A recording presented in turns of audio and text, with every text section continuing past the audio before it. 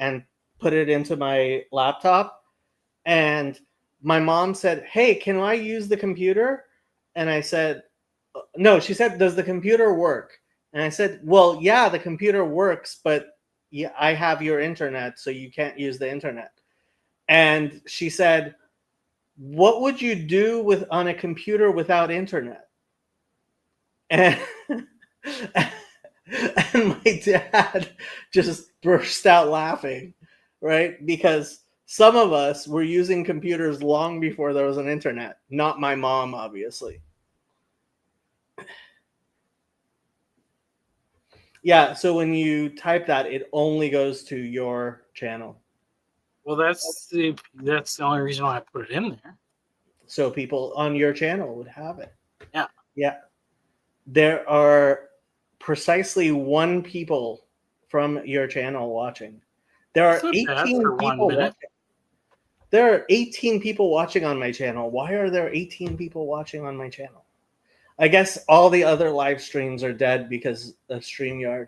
Like, I went on Twitter to find. Oh, did you see Mel Brooks announced they are making? I saw that you posted that. I didn't even get to watch the whole trailer thing or whatever it was of it, but I would actually play the trailer.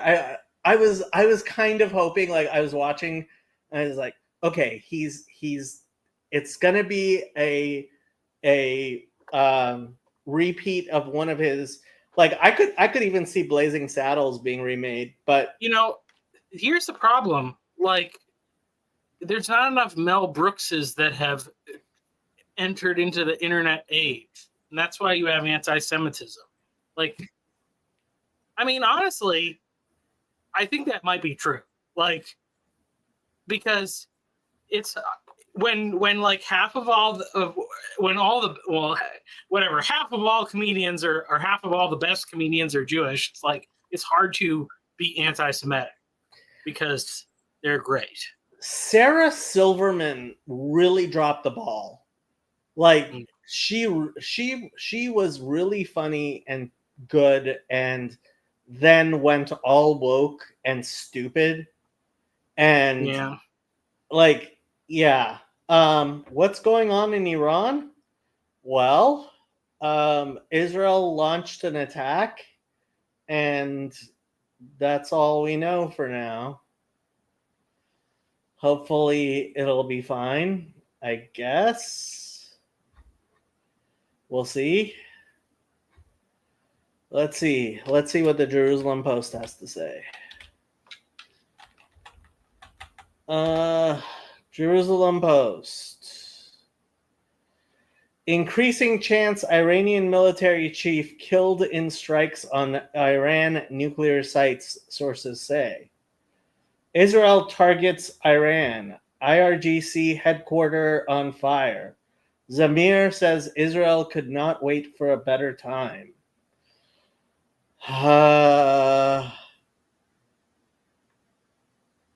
I'm guessing Chazi and his kids are going to be sleeping in the bomb shelter tonight.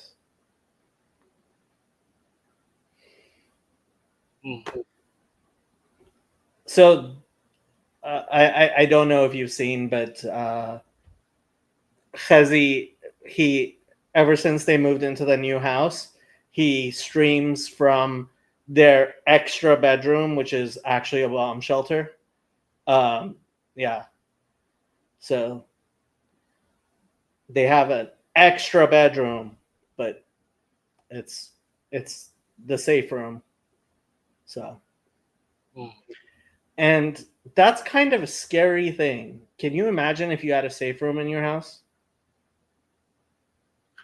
Hard to imagine that being a necessity. I mean, I think there's a lot of paranoid people that have them around here. My brother has like a secret gun closet in his house that, like, he put it like the back. He like put the back of his the whole like back of his garage. He like built a. Well, don't say where it is. Oh, that's all right. Nobody knows where he lives. He put a wall so it looks like you can't see it, but then it's like, and then he has a pantry, and then in the pantry, like, one of the shelves is a a door that you can go in, and then when you go in there, it just looks like when you like one of those like Mission Impossible things, or one of those like it's just guns like on pegboards, like Really? Oh yeah. wow. Okay.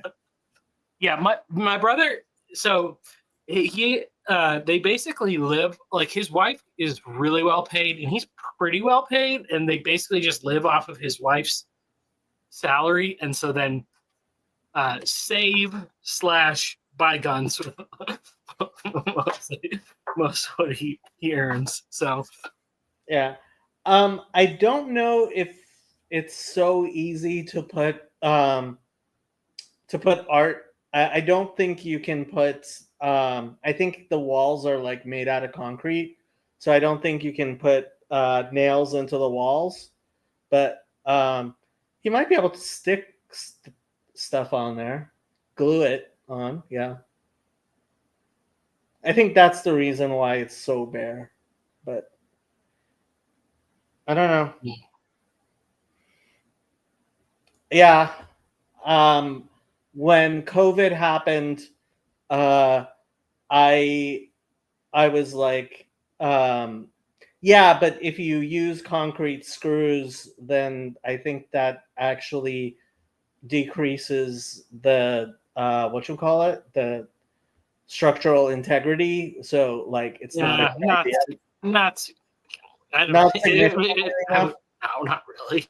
Okay. Like it's hard. Like when you put screws in concrete, and then it's like, yeah, when you get the once you get the screw in there, it's basically really solid again. So you're just replacing some concrete with some metal. It's Okay. not a yeah. Well, But I thought it's a pain. breaking- I wouldn't want to have to do it to hang pictures. Yeah, I think breaking the concrete. I thought breaking the concrete. Okay. Anyway, so what was I saying? Oh, when COVID happened, I realized there is literally nobody even in my extended family who has any um, what have I been calling them? Italian toys.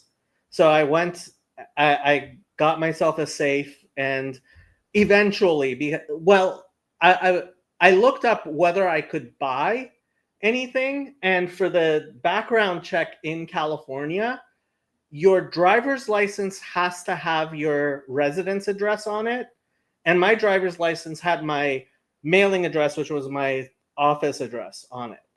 So legally, I couldn't even pass a background check. And when I went to change the address, they're like, oh, you have to come in, and because of COVID, all the DMVs were closed.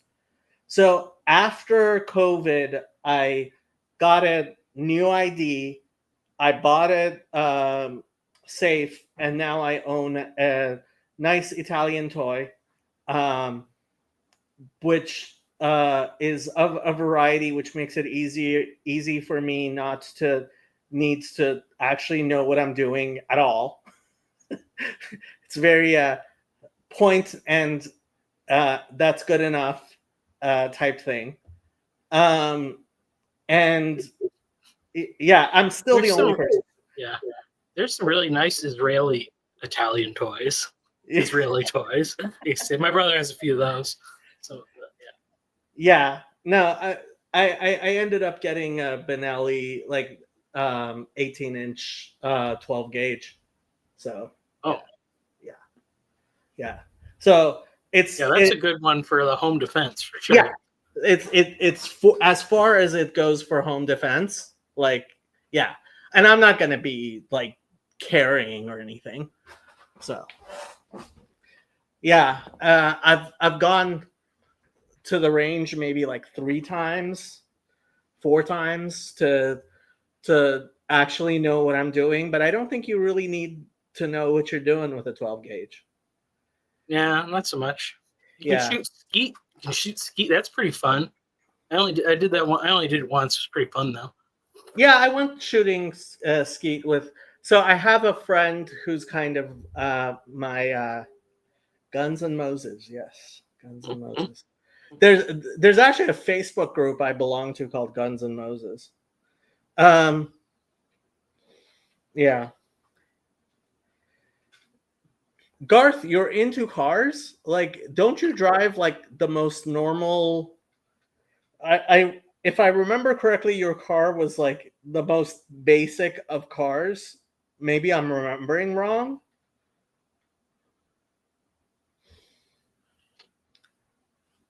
Or I guess you could be into cars and not actually like own any. That happens too. I hate cars, but they're a necessary evil. Acura TSX Sport Wagon. I don't know what an Acura TSX. Ooh, it's a luxury car.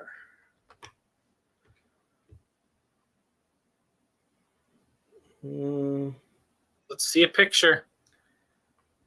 Well, here I will pull.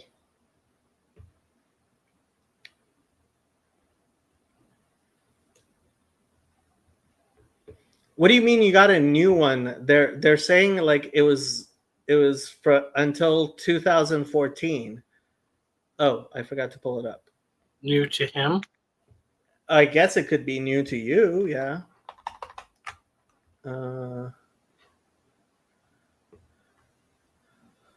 Compact executive car by Honda.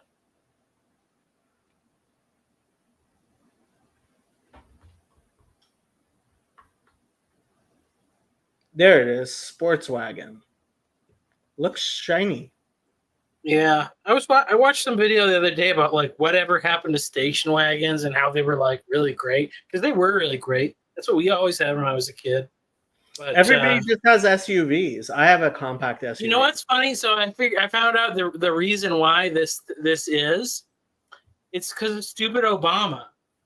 So stupid Obama put these fuel economy rules in, but the way that they work is that they are like more lax for certain types of vehicles. Yeah.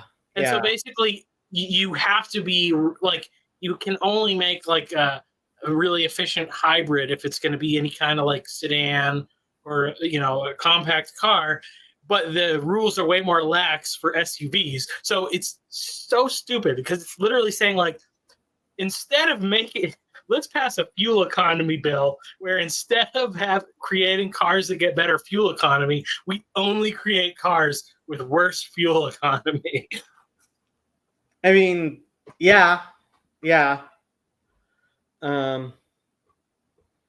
Thanks, Obama. It's all Obama's fault. Yeah, so he said it's new to him. New used. I'm learning how to self-maintain my car. Yeah, I'm way too Jewish to buy a used car.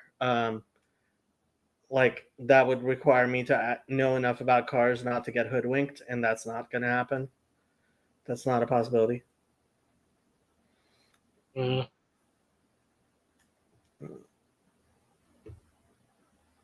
The EPA is a blight for auto manufacturing.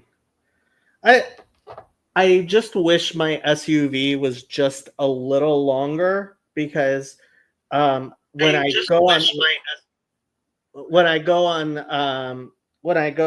on road trips, I sleep in the back, and it's just about 2 inches too short.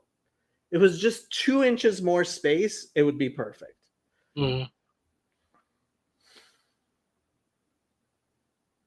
Yeah. You can get a pre-purchase inspection if you're buying used for peace of mind.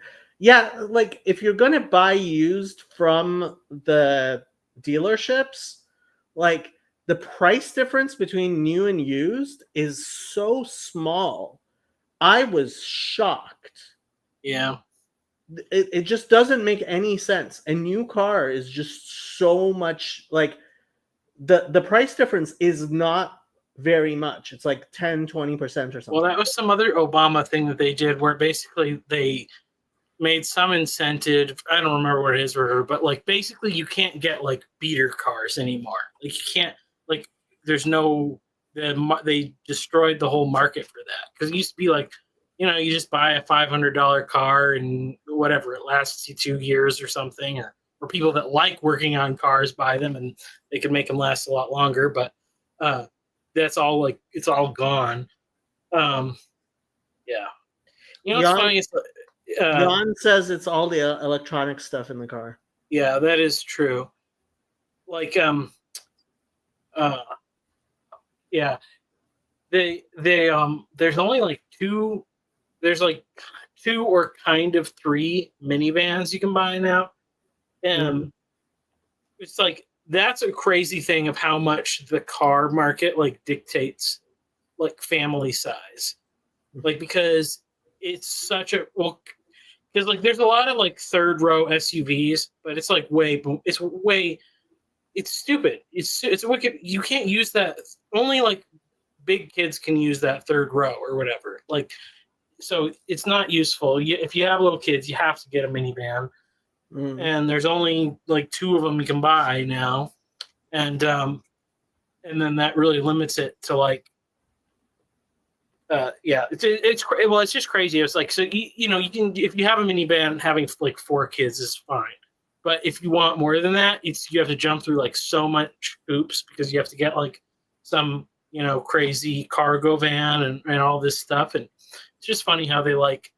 I mean, I know it's probably like it's a feedback loop from both things. It's like people are having smaller families, so we'll make less big cars, but it does work in both ways because you do have people thinking about like, should we have another kid? We're gonna have to get a new car. And I am not sure many people are making that decision based on whether or not they have to get a new car. Yes, I bet you there are. Well, combined with a bunch of other factors, I think that it definitely has an impact. Yeah, for sure. Ultimately, I think that well, let me put it this way: getting a new car is a major deal for my family with our income level. Yeah, it's a major deal, and and if we have a car that's like paid off, and that means taking on a new payment, that's a big deal. So, yeah, I hear you. Yeah, and all the like car seat stuff too, because it's like I never sat in a car seat. Maybe when I was a baby, I think. I don't know, but I don't remember ever sitting in a car seat. I went on a road trip with my dad when I was like 8, and I was in the front seat the whole time. Like I picked up my oldest daughter like a couple times from school just because like my wife couldn't get there on time, and she rode in my my work truck, and she's like, "Is this okay?" I'm like, "Yeah, it's okay." It's fine. We're going like 3 miles to the house. Not a big deal. And I'll drive slow. But it's like the weird safetyism is just. Yeah. I remember people who were opposed to wearing seat belts. That doesn't happen anymore. Yeah, seatbelts isn't so bad. And teenagers aren't getting their driver's license. No, yeah. Like there's a bunch of like our church is pretty small, but like there's a couple kids that are like, "Oh, I'm just gonna wait until I graduate, and then next summer I'm gonna go to like driver's ed and get my or like I'm gonna wait until I'm 18 so I don't have to go to driver's ed." It's like that's crazy. Like I don't know. That was the thing. It's like you need freedom, man. You get those wheels, you can go like have a life or whatever. But yes, they are timid now. Yeah, it was. So one of my nephews, he as a freshman, he was first string quarterback in the football team, and my sister and brother-in-law made him give it up because they're afraid of traumatic brain injuries. It was like, are you serious?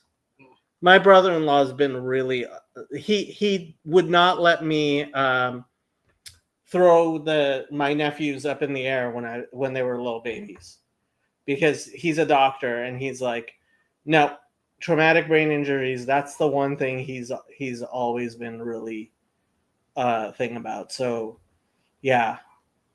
And being quarterback of the school he went to, like that's a stepping stone toward being recruited for college. Yeah. But yeah, my brother-in-law was having none of it.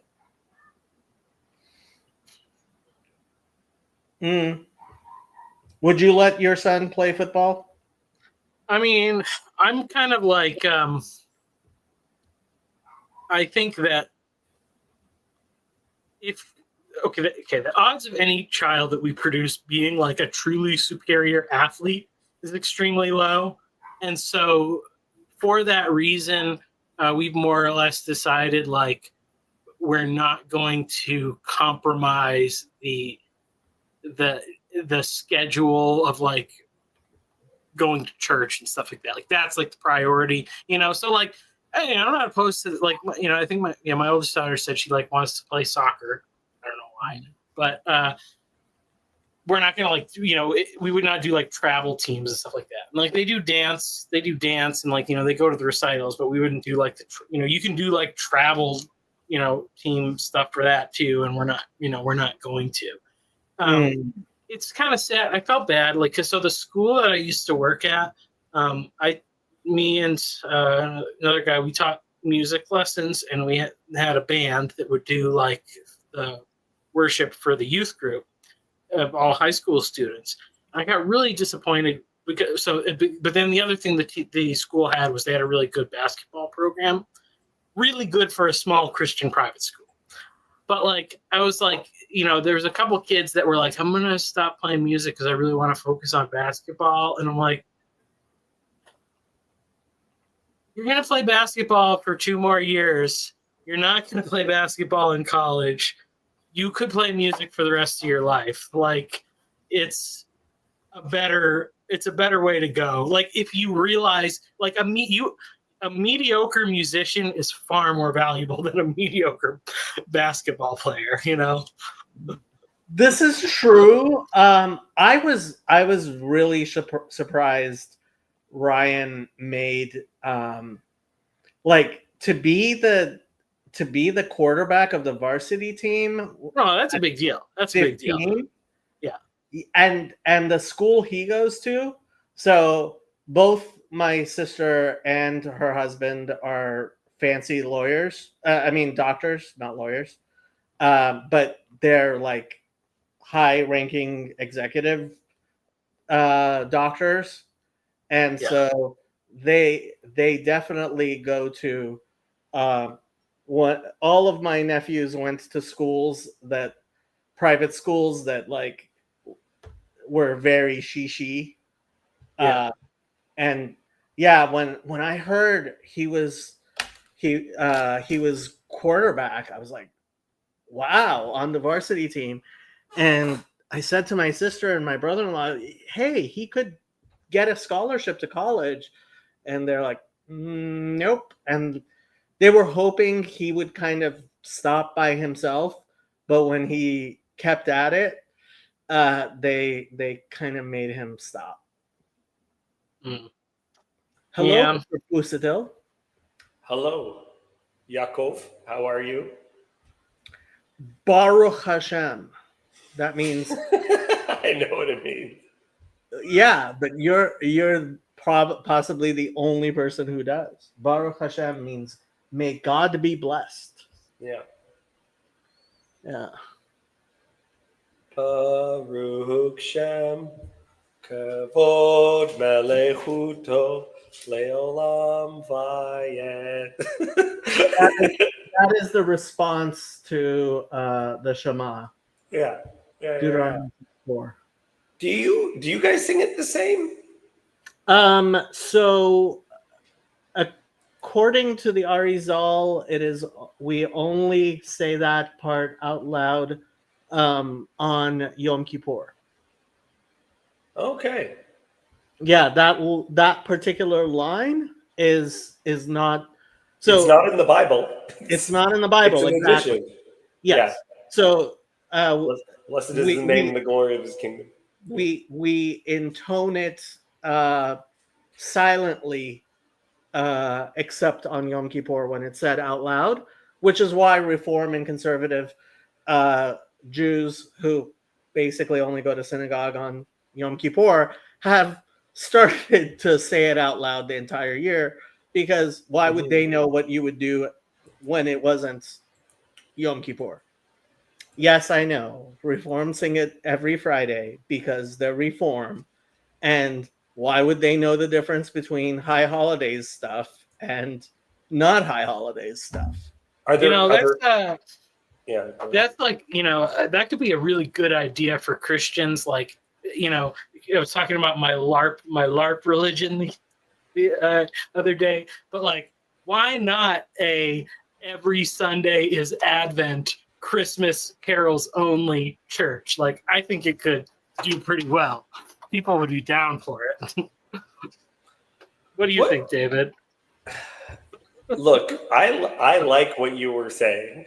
I enjoyed it a lot because it kind of reminds me of all things the book of Revelation, where it's like let's tell the gospel story, but we'll tell it with animals, which is also how the book of Enoch ends. Yeah, Enoch. In the what is it called? The animal apocalypse is sometimes called, which is clearly Josephite messiahship. I don't actually think it's a Christian invention. Well, you know, the more thing I was saying is like, you know, okay, like so, like more so think about like let's say you take like a really like modern easy, or like it doesn't have to be, you could do it in different ways. You could lean into the like archaic language if you wanted, or you could like use the Message or something, but like take a Bible and then change every like name of a place or a person or something to some other thing. Like, I don't know, you could translate it into Klingon and then back into English or something, or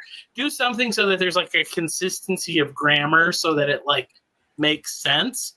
But just for the sake of it, so people wouldn't pick it up and then first say, oh, well, obviously this is metaphorical because pretend it's fiction. Just read it like it's read it like it's a fiction, and then you will assume that it's logically, that it has an internal consistency, and you won't have any triggers about religion and Bible and blah blah blah. And I wonder like how much more people might be engaged just to like get a total frame break of the thing. Yeah, I'm not against that. I think one of the ways that you could do it is you just do the Hebrew pronunciation of names, because sometimes they're so different. Yeah, it's not that much. I have one of those. What is it? It's the Everett Fox translation, and it has all those ones with where they are the like transliterated, and it just sounds like, you know, Yiddish or something to the normal person. Well, because it says like Abraham and stuff, know, and Yitzhak. So it's like it doesn't have quite the mystique, you know, like when you read some weird, you know, bad young adult fiction, but where they really tried hard to invent their own language or something. Yeah. Well, and Jacob, I hate to be the one to say it because I don't know. I don't think Solomon's name in Hebrew sounds as majestic. Shlomo? Yeah, Shlomo just doesn't have the majesty that Solomon has. Like, even when I just said it, like Sartori just snickered a little bit. I did suggest, I suggested to my wife, what about Solomon? And she's like, no, I don't like that. And I'm like, well, what about Shlomo? And she's like, no, I don't like that. That's worse. One of my best friends, his parents are Israeli. So we went to public school, right? But his name is Shlomo Shmuel Dalal. And we definitely had a lot of fun with that. Yeah.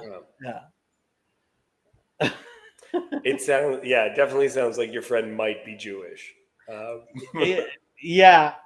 Are there, question, Jacob, are there versions of Orthodox Judaism, which would say that line in the Shema, by the way, the Baruch Shem Kevod Melech Out loud. The only liturgy that that doesn't explicitly espouse the teachings of the Arizal is the Yemenites, and I don't recall whether or not they say that verse at all, because it's not from the Bible, and the people who are anti-Arizal are going to be pretty unhappy just in general about adding things not from the Bible. So I don't know. Does the Talmud mention Baruch Shem Kavod Malchut Olam Va'ed? I don't know. Somebody's asking for a StreamYard link, but it's on your channel, Jacob, not on mine. I'll post it while Jacob finds that. Yeah, let me see. So here we are on Safaria, and what is that called? The expansion of majesty or whatever? It's essentially that. Do you know what I mean? I mean, blessed be he.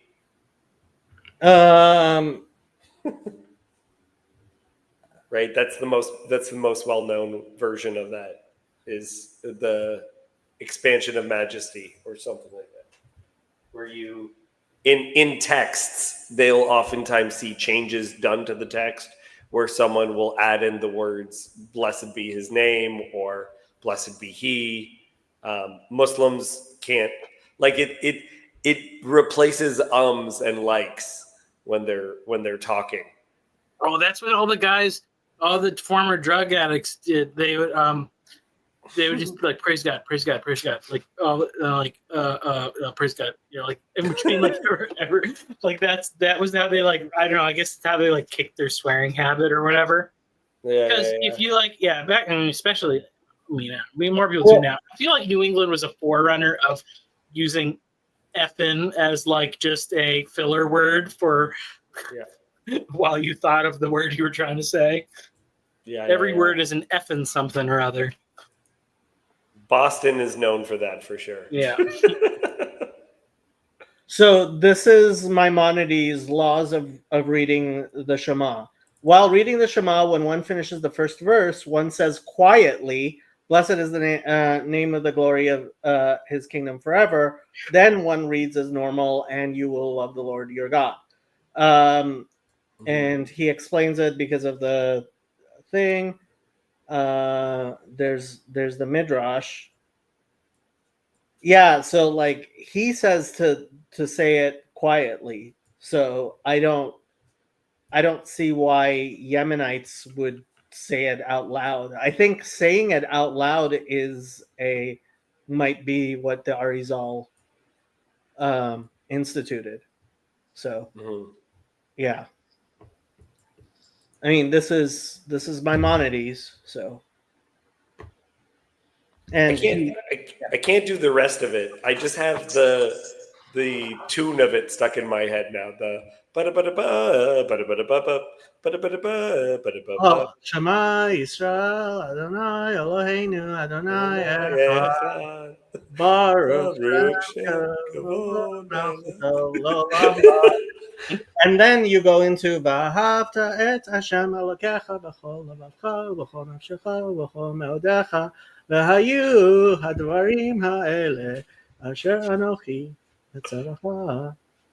Well, the thing about the Shema is if you get it stuck in your head, that might be problematic if you have to use the restroom, because you're not allowed to think about the Torah in the restroom. You're not allowed to. This is true, but then how is it we are supposed to think of it? We're supposed to speak of it when we sit down. Yeah, not in the bathroom.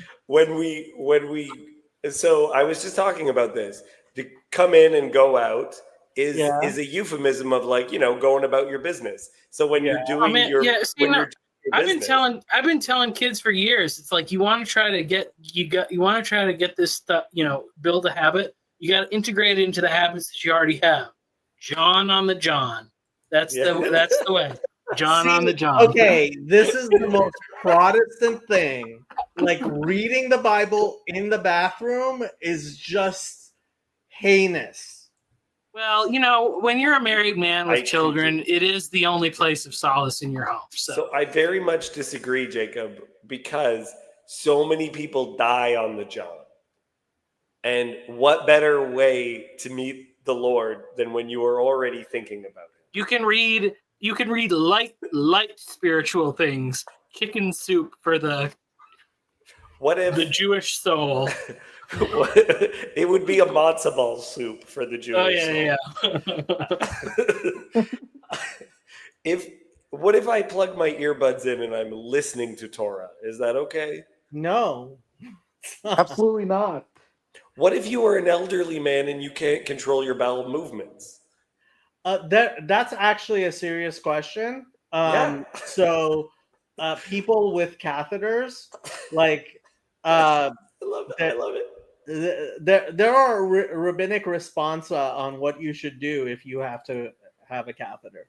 Jacob, I don't yeah. know. At some point, I think part of my attraction to Judaism is that I have a tendency of asking Jewish questions that other people, like when I was like part of a Christian youth group and I would bring up my questions, they would just be like, what? I mean, maybe. That's the thing. It's just there's so many unspoken taboos. It's a nightmare trying to figure it out. Yeah. I mean, I don't know. To me, it's like,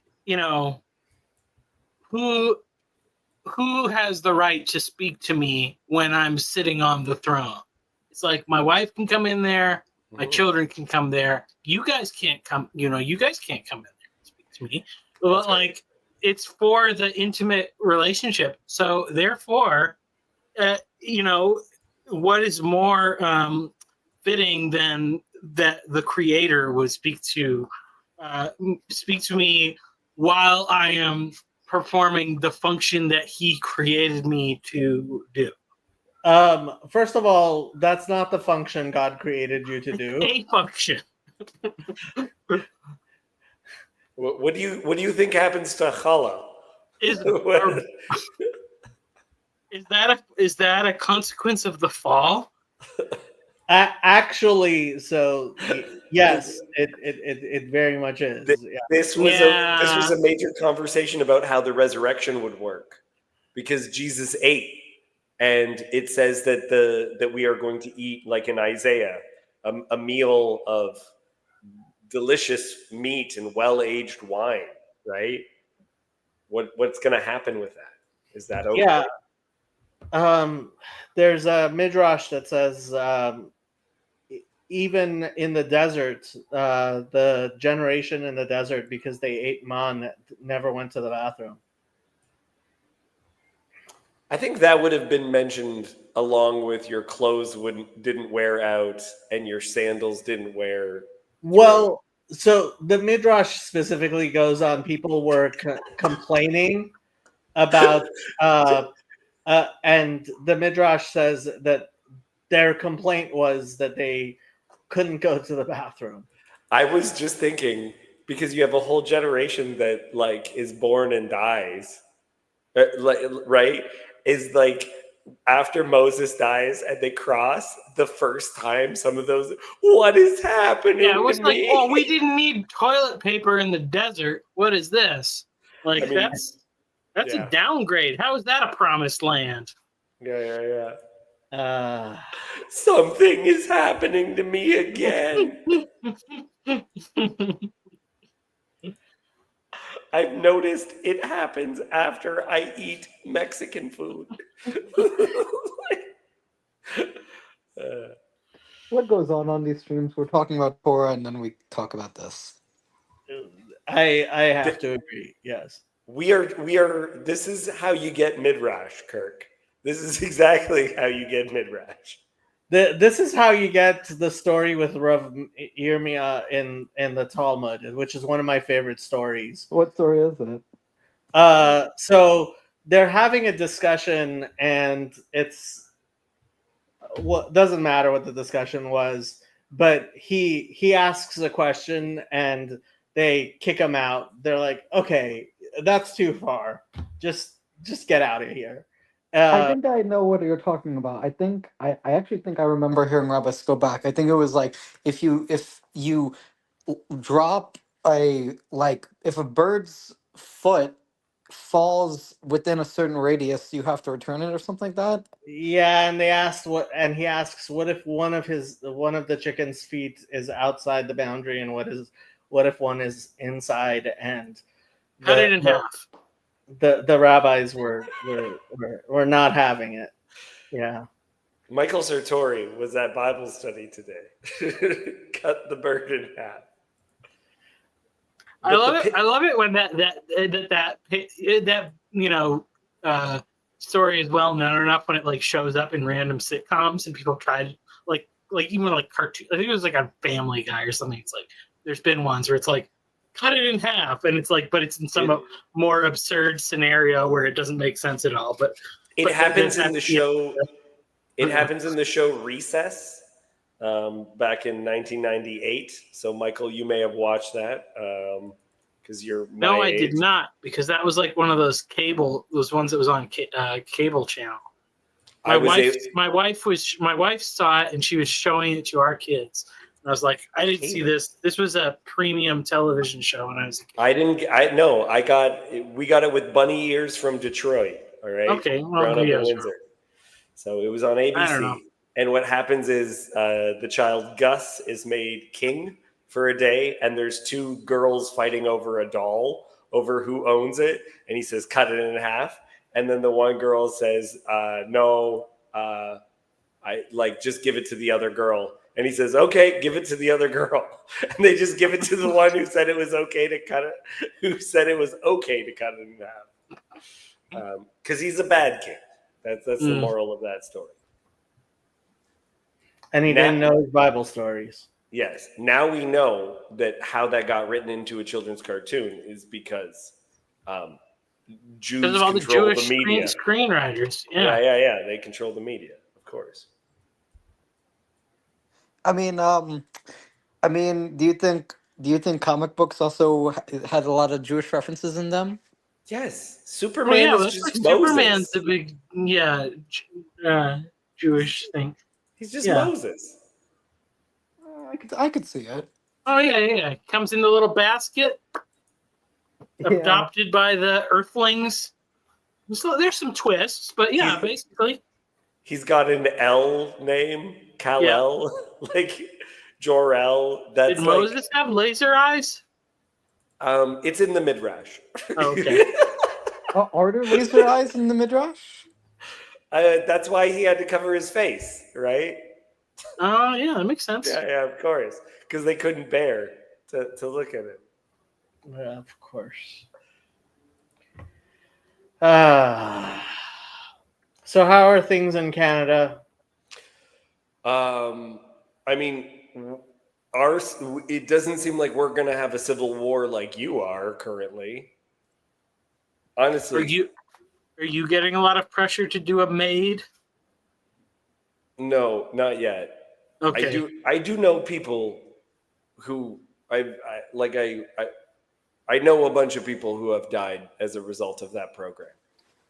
Wow. And I told Paul about one of them, Vanderclay, because she sent a mass email saying everyone should come see me before this date, because that's when, like, she announced the day she was going to be ending her life. Wow. In like a mass email. And I just, like, the feeling, it felt too much like a cat. It felt, that's what I said to my wife, is like, it's like they're saying we're putting her down on Tuesday, so if you could come Monday, that'd be great, and say goodbye. Anyway, And Jacob was already no. having a rough day. yeah. Yeah, I weep for a society that like is this cavalier about human death. Yeah. This is what happens when you give up on the Torah. Well, it's like I wouldn't let my wife take our dog to the vet when it was like clearly the end. You wouldn't? No, because it's like it would have been like this long drive and all this stuff, and it's just like no, I don't think she wanted to be with us so much, and so I was just like, we're just gonna be with her, and it was rough, but it's like she was never alone, because like especially the people that are like I can't look at it or whatever, I can't be with it. It's like that sucks.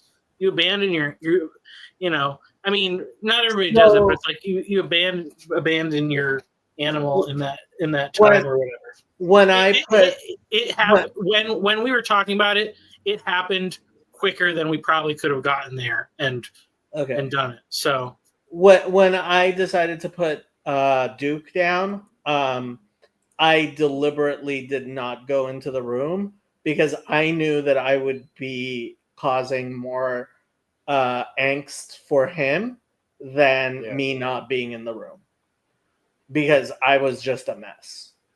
Mm-hmm. And it also the way that it works is different than people think. So my wife and I made the decision that we were going to let our cat die at home. Audrey, I don't even know if she ever made it on a stream, but it took like 10 hours for her to finally die. So it was all day. It was a full day of like waiting around. Surely this is when it's going to happen. And my wife just sat with her all day, and I'm feeding her as like people's ideas about death is based on them never experiencing death, right? Like some people are fighters, and you'd be amazed at how long it actually takes. And that's part of also why I get the feeling where like this can't go on any longer. Could we just do whatever? I mean, for dogs, I really don't like for animals how some people like. I've just seen too many. Like I felt I put Duke down way too late because I just I didn't want to. And when we went for the final weigh-in, he was usually 45 pounds. He was 35 pounds. And I hadn't even noticed because I didn't want to notice. But I really dislike when I see these dogs that like, because dogs are supposed to be happy and dogs generally are very happy. And I don't understand putting like even I had an aunt who passed away from cancer, and she couldn't take the chemo anymore. And I think that's fine. Like, they stopped chemo because it was just too hard on her, right? And okay, it's your time, but like, there's a difference between an animal and a human being, and putting a human being down like that, like, and I've said this before. I think doctors have always, like, add a little more morphine. Yeah, like, or maybe had some extra pills around, and was like, okay, if the pain gets too much, you can take a few extra of these. Like, that's different to me than the way it's becoming ritualized and mechanized, and frankly, I think people are being pressured into it. Yeah, there's been several reports of it in Canada where people were told, especially like there was a homeless man, and he was being told that he was being selfish for not doing it. He wasn't going to get better. It was not, and he was taking up a bed, and it was during COVID, and why are you wasting our time? Right? I Yeah, don't want to talk about this. in Los Angeles, unfortunately, I think there's a lot of people who just feel about a lot of the homeless, especially the chronically homeless, like just let them OD and be over with it. And they're just Yeah. like, yeah, let them die. They don't care. Well, I mean, I think obviously, like the big part of the problem is just like the community attachments that people have lapsed so much. Like, because for how many of these people is that actually like, oh, I know that I'm actually going to like be treated well and kindly by people on that day, when I'm mostly just ignored all the other days. Like it is almost like a thing of, because it is this sort of somber moment or whatever, that because like I'm assuming that they're still trying to like do it, like they're still trying to pretend like it's this meaningful thing, that they're like the it's this altruistic act of kindness, right? Like they're not just putting them in the Soylent Green grinder or whatever. So like so, but like for how, like, and that's the thing, it's like, for how many of these people is it like, oh, today's the day when people are going to treat me special because I'm dying, like, and if that's like the state when where you're at, then that's just really sad, obviously. But um but yeah, I mean, that's probably a big part of it, because I mean, and maybe, well, and even maybe the people that are just like, I respect your wishes, but that's the thing, it's like that stupid like fake liberalism or whatever, that is just, I will not care about anything you ever do, so that you also will not care about anything that I ever do. It's ultimately rooted in selfishness and not love of others. So I almost made a video about the whole Glenn Greenwald thing. Which part?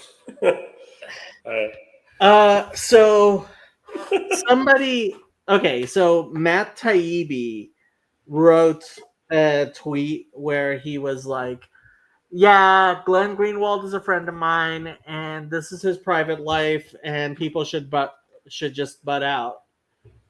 And this Christian woman wrote a whole long thing about, if this is your friend, right, then you should be talking to him about like what he's doing in his life and how healthy and unhealthy it is, et cetera, et cetera. And I wrote a somewhat longish post where I was like, okay, we need to recognize the difference between illegal and bad idea, right? And so there were a number of people who, regarding Glenn Greenwald, were like, oh, he's hiring prostitutes, he's making pornography, and some were even intimating that he was like abusing his adoptive children. And it's like, okay, those things are illegal, and the government of Brazil hopefully is controlling that stuff. Right. Except none of us feel comfortable saying that the government of Brazil is actually controlling that stuff like they should be. And then there is the whole, Greenwald is gay. What else did you expect him to do? Of course, he's doing freaky stuff. They're not doing reproductive only. Yeah. And like that was, yeah, I mean, that's part of it. But like when it comes down to the like humiliating stuff, I did not watch the video, not going to watch the video, don't want to watch the video, don't need to know the details. I've heard way too many details about it. But is it psychologically healthy for him? And should his friends be like, this is a bad idea? And I remember once hearing Glenn Greenwald say that ever since he adopted the kids that he's adopted, he actually has completely changed his mind about what's okay and what's not okay. Because, like, it's one thing when you're a young gay man in New York and then Brazil, like, getting involved in pride, and it's another thing when you're raising children and you're like, oh, I don't want my kids doing that.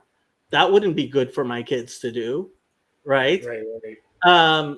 And so, like, that's a thing where friends can talk to their friends and be like, hey, might not be a good idea to do this, despite the fact that I don't think it's something that necessarily needs to be illegal, right? Question: Glenn Greenwald believes one of his possible explanations as to what this happened is that it was Mossad. Look. So let's do Epstein, right? Yeah. Okay. Ever since Kash Patel and Dan Bongino came out and they're like, there's no way he totally killed himself, right?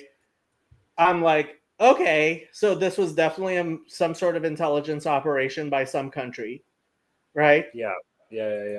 Could it have been Mossad? Could it have? Yeah, it could have been. But let's say it wasn't Mossad, right? Okay.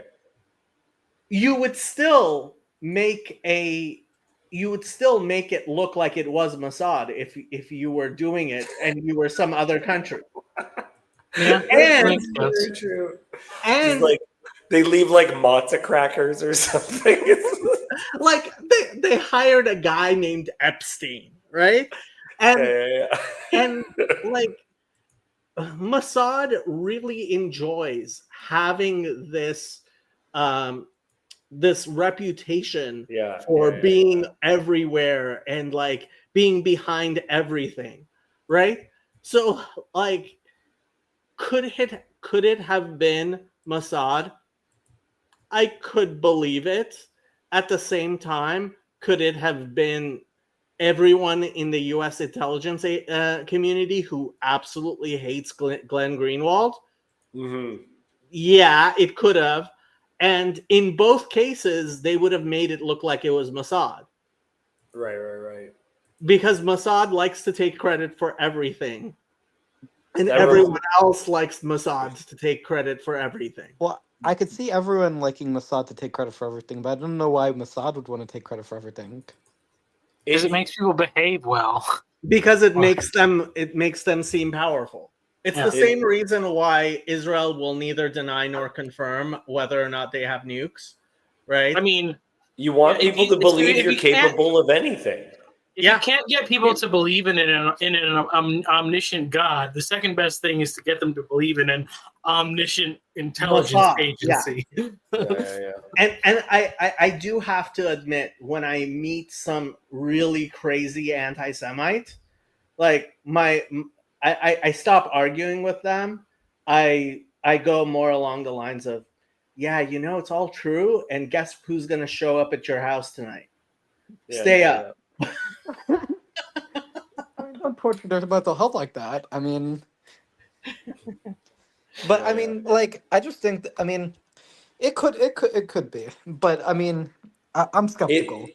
So there's a joke that was made on The Simpsons, which is like it's an episode where they're like Boy Scouts or whatever, and they're like, this is James Proudfoot of the Mohican tribe, and it says Mohicans. I thought there were no more of you, and then the guy just goes, no, but we encourage the myth. Chicks really dig you if they think you're the last of something.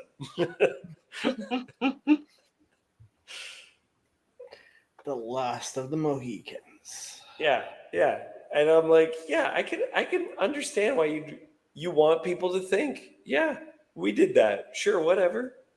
Yeah. Just yeah.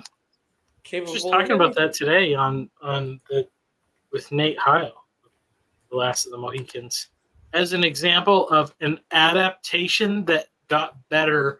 That was the book is like the worst version of that story, and they just made progressively better movie adaptations of it until they made like the Daniel Day-Lewis one. That's like a really good movie, but yeah.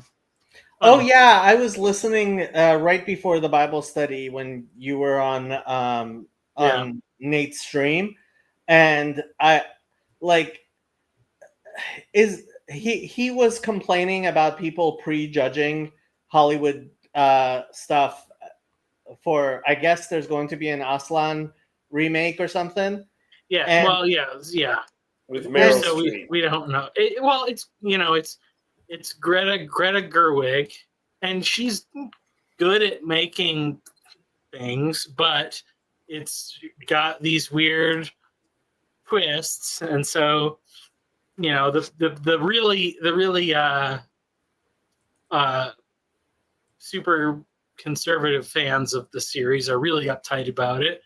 I don't know. I like it's most people that like if you ever really think about what it takes to adapt from a book to a movie, like you realize how dumb the people that complain about the changes are, because you can't just adapt books to movies like the same. Now, granted, there's no reason why you should change the gender of a main character, but it's not like the whole thing of like it should be exactly like the book. It's like it doesn't work that way.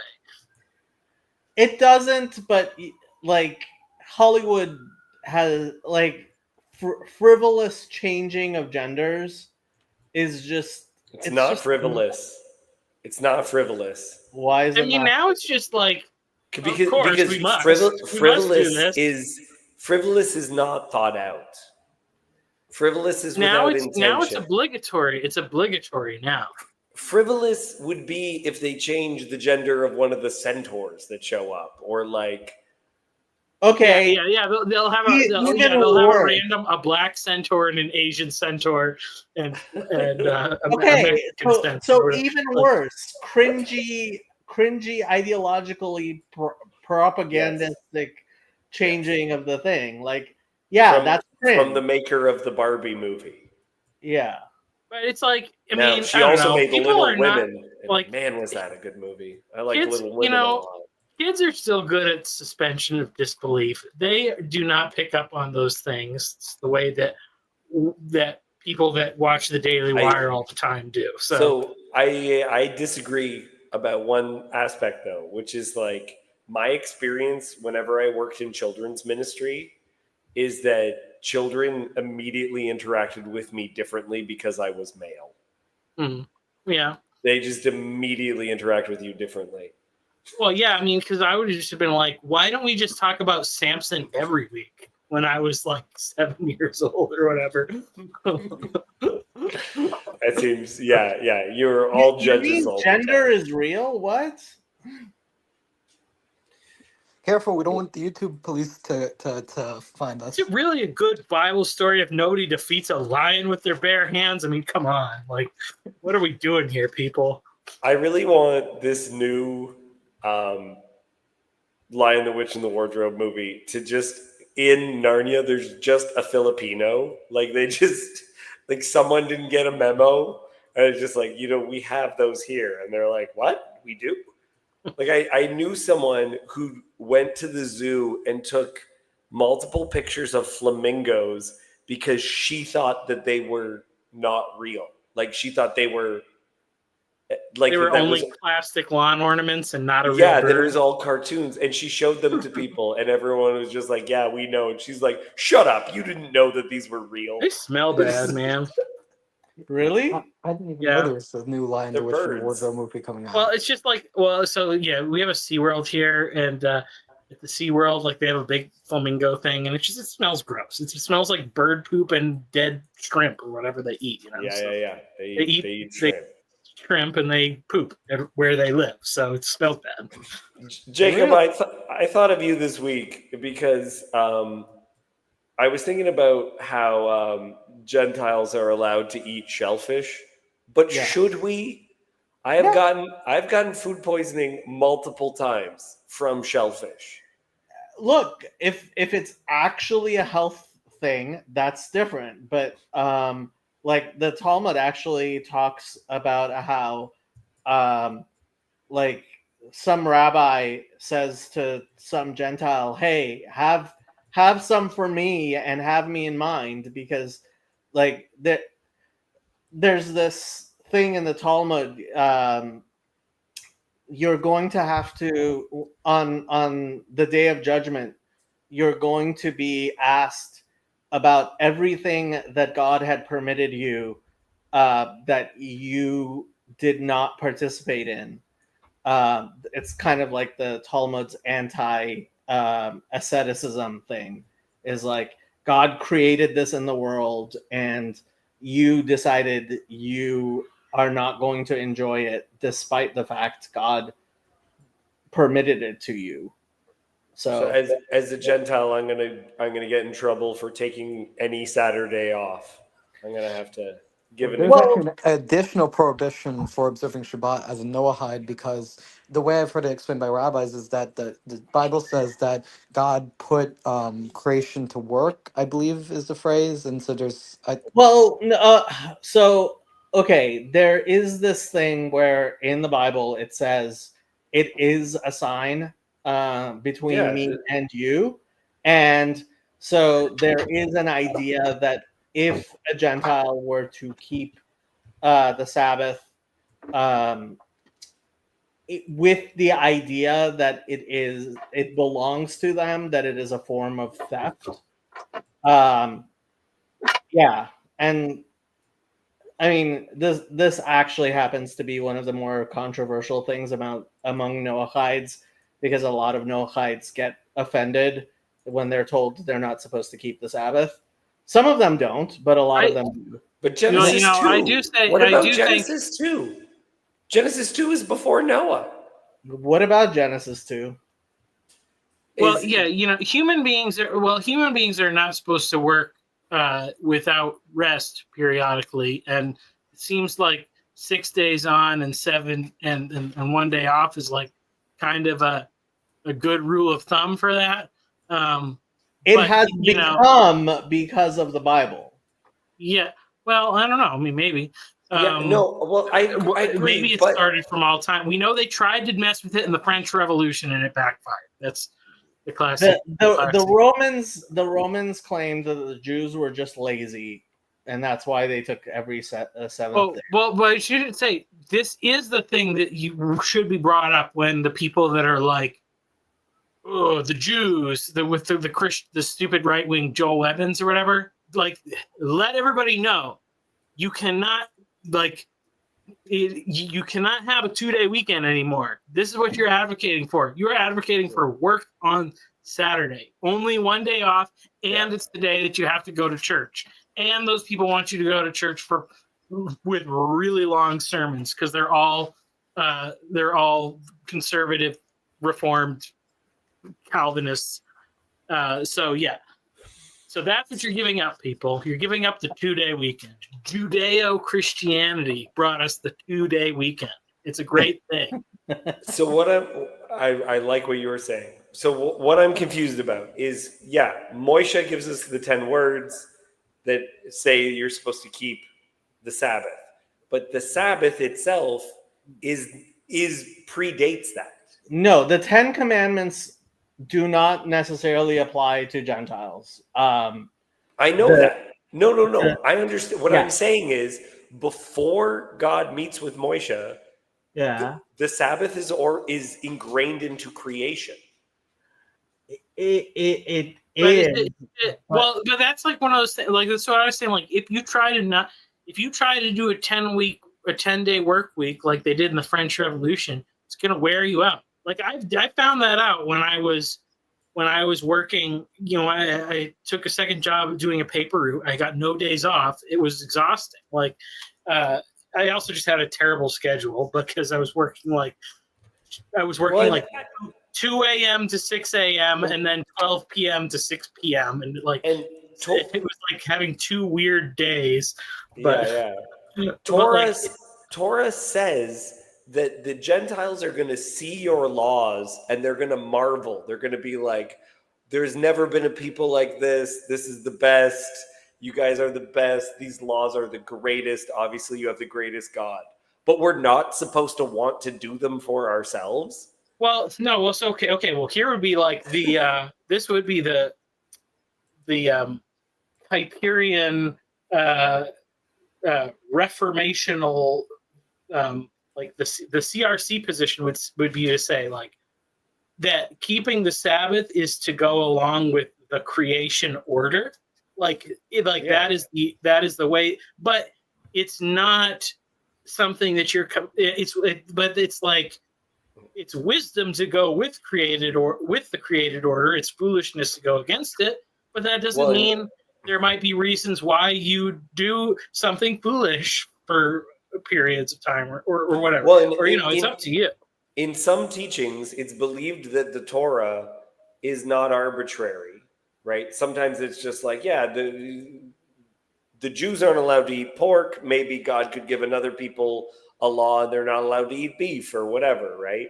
I don't think it's arbitrary though. Like, because there's one of the teachings is that God, like a possible interpretation is that the world is created with the Torah as the blueprint, that the laws itself are just how God made the world, right? Okay, but Genesis 2 does not actually have a commandment in it to rest on the Sabbath. It just says that God did.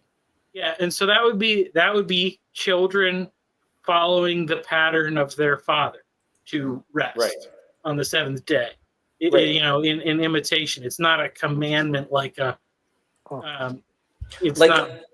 Like, are Gentiles disobedient by practicing crop rotation? Because that's in the law. Only if they are doing it. Like, if someone, this is the problem. The problem is if someone is making up their own religious commandments, things that they feel religiously obligated to, that the Torah doesn't require of them, that is a problem. That even Paul says that. And actually, like, this is Father Stephen's point about.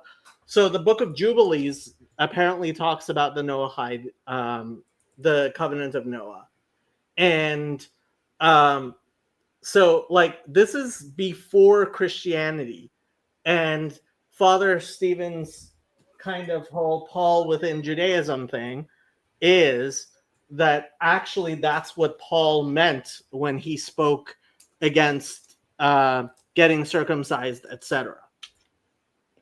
So the way I've heard it described by rabbis about the relationship that B'nai Noach, or at least this is the way that Rabbi Skobek presented it. I'm sure Rabbi Skobek has people who agree with him on this. That basically Noahides are not allowed to observe Shabbat as a halacha in the same way Jews are, like not using phone, not ripping toilet paper, etc. But you can still light Shabbat candles. You can still have wine to consecrate the day. So you can observe the spirit of the law. This is one interpretation, is that they can do things in commemoration of the Sabbath without trying to adhere to the prohibitions. You're not eating, Andrew. What's going on? I'm making breakfast and lunch. Breakfast and lunch? You're not working tonight, are you? Yes, I am. It's the last day of the week, so What time are you supposed to be at work? I've got to leave here in like 10 minutes. How's the work been? Busy. Yeah, what can I say? It takes up most of the day, and then you're like Yeah, you live for the weekend. That's Everybody's working for the weekend. yeah. Let's I think go. that's doubly true when you're pulling night shifts as an electrician's apprentice. Let's go. I have to get going. I had a lovely time dare having you go. conversations with people. How dare Uh, you? The next time, CW did just send me a picture of him eating a shrimp cocktail, so I the guess that's sort of relevant. Oh, next- I was actually going to ask CW when he's going to start his Chovot HaLevavot series. I've been asking him for way over a year, probably closer to 2 years, to have a series on duties of the heart, which is an ancient Jewish ethical text. Mm. So ask him why he won't start doing that. I'm gonna get going, but Jacob, the next time I get food poisoning from some bad clams, I'm gonna blame you. You don't have to eat clams. I have to. I have to make an account for every time I don't. Well, yeah, you are, but you can say it causes food poisoning, and I'm sure God would accept that. How far are you from the ocean? Me? Yeah, I'm in Ontario. and what does that mean? Like, I don't know.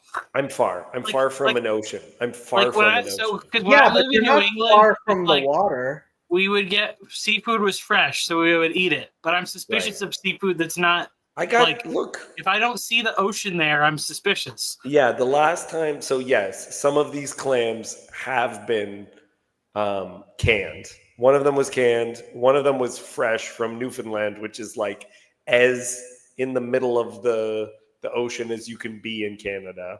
Hold on, I Yeah. thought Toronto is like on the Great Lakes, isn't it? It is. It is. So there's still some stuff that you can get.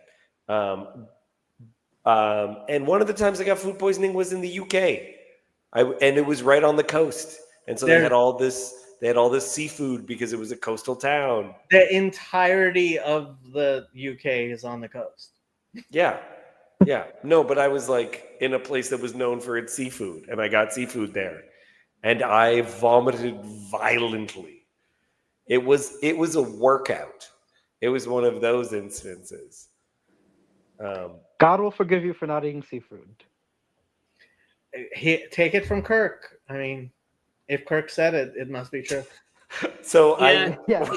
I was like eating biblically kosher until I got married. And my wife comes from a very ham-based Ham-based culture. Yes. And I was like, well, I'm not doing it for moral reasons. I just wanted to kind of give it the old college try. And if people offered it to me, I'd like go with it, kind of a thing, right? But I just veered away from it, right? And one of my oldest friends was asking me after I had gotten married if I was still eating kosher. And I said, no, Graham, you know how I have that shiksa wife. And we both laughed. Yeah. Good time. The only thing Isn't that a is like, racist man, term? my wife gets nostalgic because like there's like like a lobster food truck that comes, and it's like the one that was on Shark Tank or whatever. So it's like high quality, and they like get the stuff shipped in from Maine or whatever.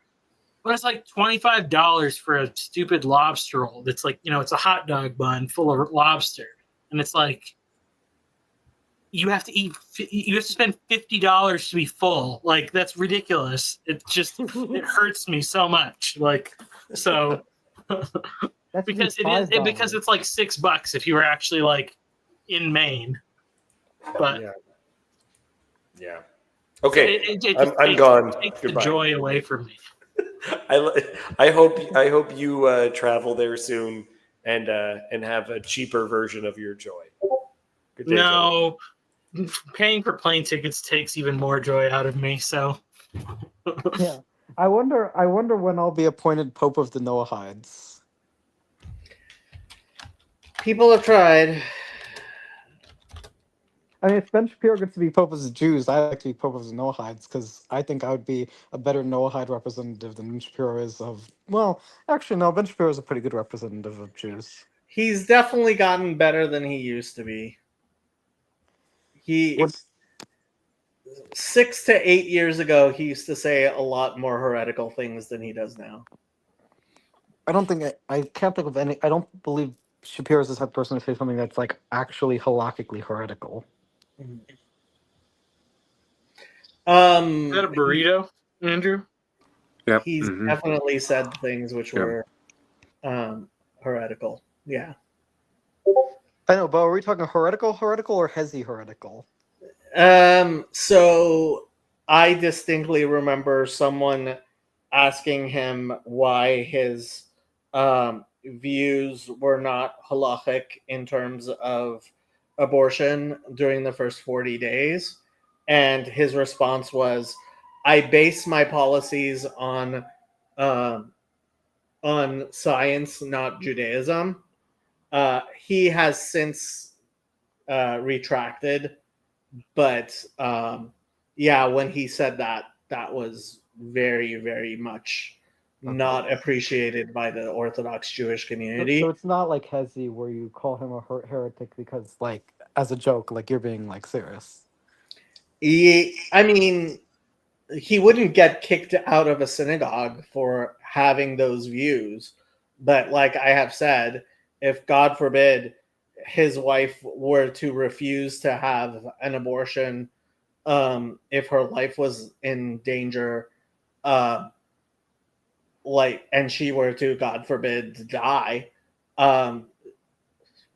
if we actually did things like we were supposed to, not that any synagogue does anymore, she would be denied a Jewish burial. She could not be buried in a Jewish cemetery. Okay. Yeah. I Not thought, but that I thought anybody actually follows any of that stuff, but Well, I thought Yeah. Shapiro supports exceptions for the life of the mother. I hope so. But like when he says he bases it on science and not Jewish law, like what is he exactly saying there? Well, I've listened to the Ben Shapiro show, and I've heard him say that his position on abortion is that I mean, I don't know if his views are in line with halacha because I don't know the specifics of the halacha. Over but the he past says- 4 years, his statements have been a lot more in line with halacha than they were 6 to 8 years ago. Okay, well, that would explain because I have heard him explicitly say on his show that he believes there should be exceptions for the life of the mother. He's definitely changed his tune over the past few years, which is why I said what I said. Yeah. What's in that burrito, Andrew? Food. Okay. Thank you for your explanatory value. Is it kosher? It's ham-based Probably burrito. not. No, it's not. I don't think. Well, I don't know. It's got like beans and Was it got like cheese in, or cheese or sour cream, or any dairy in there with your? no, I don't think so. No? Usually, I like that sort of stuff, but Quite What can I likely say? there's pork in there. And if Probably. there's beans, the beans are Yeah, the probably beans- cooked in lard. Yeah. hmm That's what makes them delicious. I can't think of a genuine, authentic Mexican dish that would be kosher. Maybe churros. I guess It maybe could be churros. made I mean, a lot of Mexican dishes could be made kosher, but there's a lot of meat and milk. There's a reason why Jews end up going to Chinese food places so much, Well, yeah, I mean, even if they don't keep kosher. yeah. But I mean, then would that really count as like authentic Mexican if you're like changing the recipe? Like, I am not Mexican. sure. I think the mix of like constantly having cheese on everything is kind of Pretty sure Taco Bell has their refried beans are vegan or vegetarian or whatever. So you can get a bean and cheese taco and you're okay. yeah. Well, you're kind of okay, yeah. I mean, you're still eating a taco. When I stopped keeping kosher, one of the first things I did was go and get some burritos at Taco Bell. Too bad you didn't go to a Chinese buffet on Hanukkah, because that would be the time when you could connect with your fellow Jews the most to support you through these times of moving beyond kosher. I wouldn't say I was moving beyond kosher. I just gave up. But anyway. I mean, you How- you mentioned. Hey, Andrew, how long are these night shifts going to last? That's bad for your health, Dawn says. I don't know. The works that said indefinite, so Yeah. the job is like 8 months at least. You'll be fine. You'll be fine.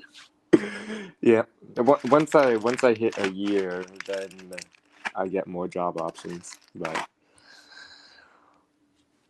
You're not even you're not even 30. I mean, you know. yeah, They're Are you making even, him how pay old are you? them. Are you even 25? How old are you? No, I'm 21. Well, there you go. Yeah. Yeah, I'm a fine, youngster. man. Uh-huh. I was just like, man, I was like going to concerts like 4 hours from home, like playing. Taco Bell when might be I was kosher, your but age, it's not like- Mexican. Taco Bell's definitely not kosher. Like That get was finished the at joke. midnight and drive home and get home Well, at like 3 a.m. Well, actually, is Taco Bell Mexican? Kirk Michaels speaking. Oh no, Taco Bell is fake Tex-Mex fast food, and Tex-Mex is its own legitimate cuisine that is not just fake Mexican food. It's its own thing, but Taco Bell is a fake version of that. So, but it's cheap. So I like that. I don't Well, it's not feel- cheap in Los Angeles anymore ever since the $20 minimum wage laws. Why don't they just have the AI people working there? You only need one employee. Well, a lot of restaurants do. Yeah. Yeah, cut down. They have definitely cut down Mhm. because of the thing, yeah. It's complete Mm. bullshit. Like, why do you need to be making $20 an hour as a fast food guy? What is this? Honestly, Well, it's just all that scam. It's like the same thing. How it's like Amazon's like we're supporting this bill that only we can afford to pay our employees to drive all our competitors out of business. so yeah, there definitely is a part of that, but part of it is also there's this idea that fast food is unhealthy and that poor people buy it because it's cheap, and if you make it more expensive, poor people will eat better, which is bullshit. Yeah, this stupid socioeconomic tax behavior control nonsense. That's Yeah. It's so arrogant and just elitist that they think that like these people can't be they can't be educated in any way. They also can't get government IDs, but we need them to desperately to vote for us. Mm. I mean, I also think like this whole food desert myth. I actually could link some videos in Discord if I was more active in the Discord that disproves the idea that like poor people like have to like do that. Like it's like they're like it's a complete myth by the left. Well, you see, here's the thing. Like, you know, they have those like that. Like, what's the French Laundry or whatever? Like the place that Gavin Newsom was at. That's expensive to keep poor people away. But poor people also have their things that they make to keep rich people away. Like, so, you know, it works both ways. Like, 3-year Letterman is just so hilarious. Also, Ye- sorry earlier, Michael. For some reason, StreamYard was muting you on my end, so I don't know if StreamYard's been really buggy today. But I didn't mean to interrupt you. I just So that's fine. 3-year Letterman tweeted out, Iran has no SEC championship titles in Farsi. Although I'm having trouble reading that mus mus musad مسابقه. Oh, مسابقات. Yeah, football. Nah. قهرمانی. Yeah. ایران هیچ قهرمان در حساب مسابقات قهرمانی SEC ندارد. See, my Farsi is not completely worthless. I could read that. I don't know when Farsi would become practically useful. If I just leave, this will keep going on my channel until you end it, right? Correct. You could take it off your channel if you wanted to. I don't care. I'm just going to leave. I'm going to go to bed. You are going to bed and you are going to leave us on your channel? Ha ha ha. Moha. Good night, Michael. Hey, all I care about is getting those public viewing hours up to whatever I need them to. And then finally my mom can pay $5 that I received $4 of from YouTube. You'll have a Disney doesn't need that monetized money. channel. Yeah. I seriously think if I wanted to make serious money, I could pretend to convert to Christianity and really get my numbers up on this channel. Well, the point is to get people to talk to. I'm putting a name in the private talk, the private chat of the person that I am supposed to have a conversation with. So that I think will help me with my. Who really liked the thing that I sent him about my ideas and such. So it'd be fruitful. We'll see. Honestly, like your Tecton school is something I was really, really not happy that we haven't, as a group, gotten behind. We really should. It's because it's stupid status stuff. Like, I mean, but honestly, like, he's a person that I was like, I'm pretty sure that he's actually the kind of person that doesn't care about people's status if they have good ideas, and that seems to be the case because he responded in a very kind and receptive way when I reached out to him. So, anyway, we'll see you all later. Yeah, مسابقات in Farsi means championships. So, like, مسابقات.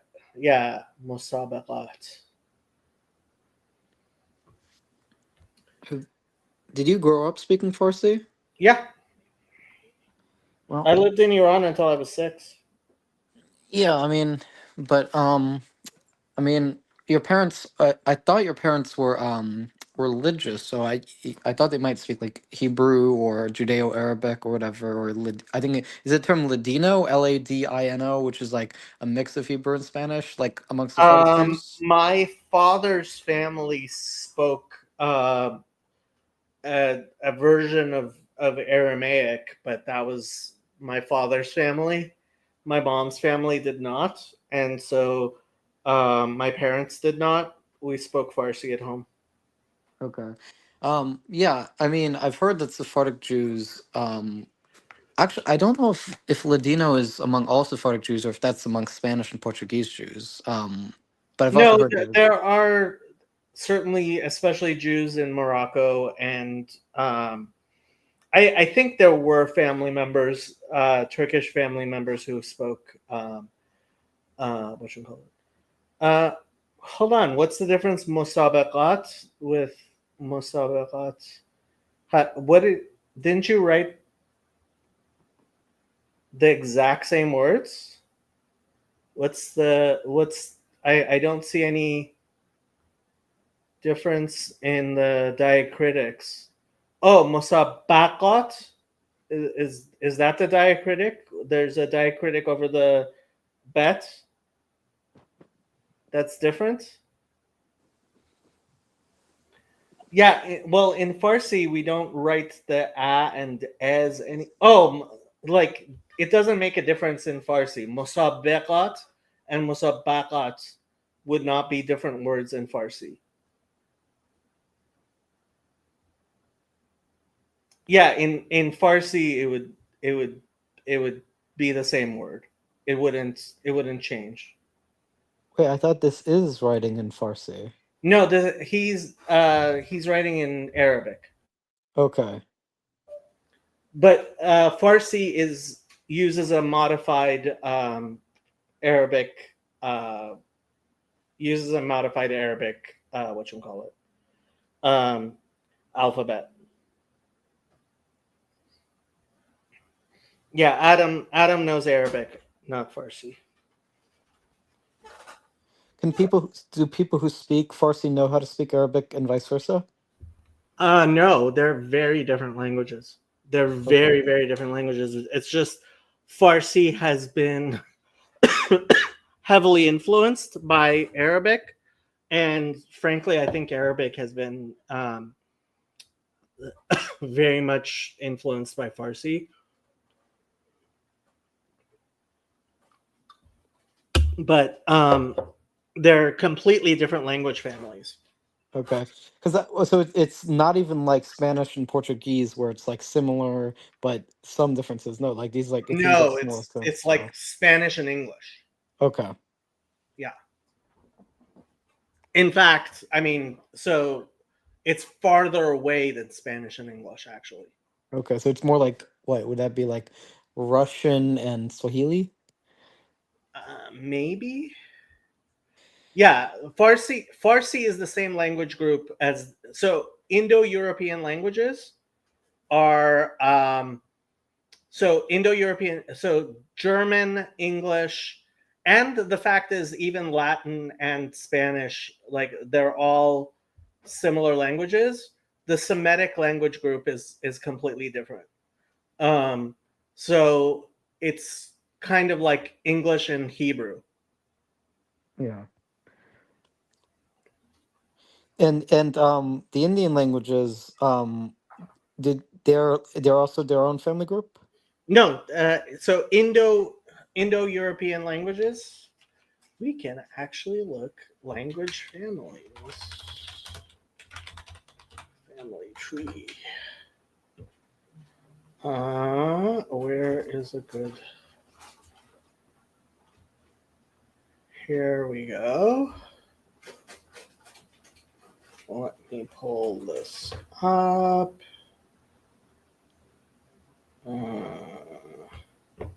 So, language family groups. You have Indo-Iranian, Indo-European languages.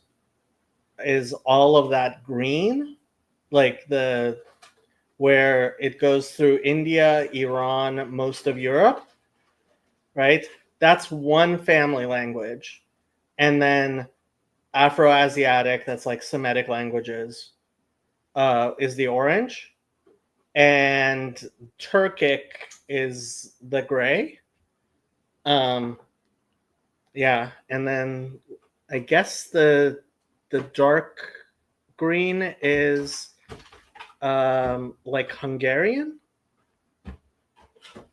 And you have the at the south of India you have Dravidian.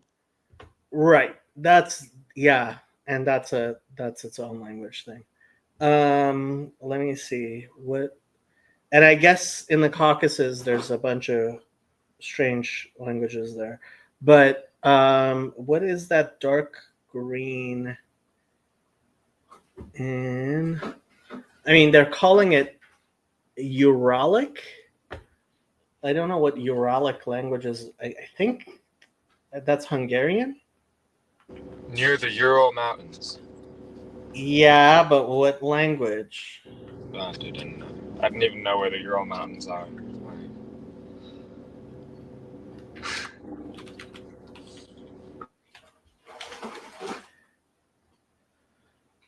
Uralic. Yeah, Hungarian, Finnish, and Estonian.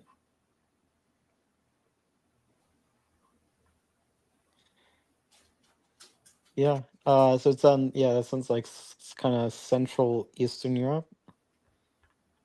And Northern. Yeah.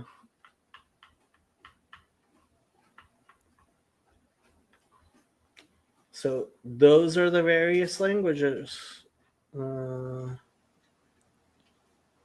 Oh, here, useful charts made a useful chart language family chart. So Indo-European, that includes Italic, which is the Latin languages, Hellenic, which is Greek, Germanic, Albanian, Indo-Iranian. So that includes Farsi, which is what I speak, and various types of Hindi and Urdu. And then there's the Semitic languages, which includes Syrian and Aramaic and Arabic. In Hebrew? Yep, and Hebrew.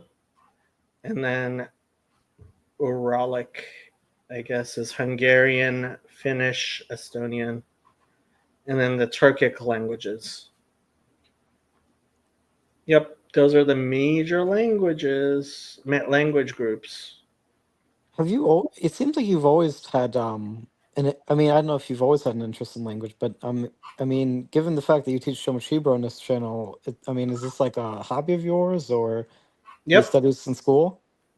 Well, I mean, I speak a bunch of languages and always have. That's kind of, I mean, growing up. So I spoke Farsi, I learned Turkish, but I forgot it. I learned English, and then I learned Spanish, and then I learned Hebrew, and then I learned Aramaic. So I see. So, is there a reason? Or is it just second nature? it's been useful, but yeah, I always had a thing for languages. And it's useful. It's the most useful skill I ever got was languages. Um, I speak English. you have interesting things like suffer and the word for cactus in Hebrew. I can't seem to remember the word. That is, if you believe the Aleph Mem Shin theory. I have no idea what you're talking about. I have no idea what you're talking about either. A lot of the words in modern Hebrew are directly imported from Arabic, though.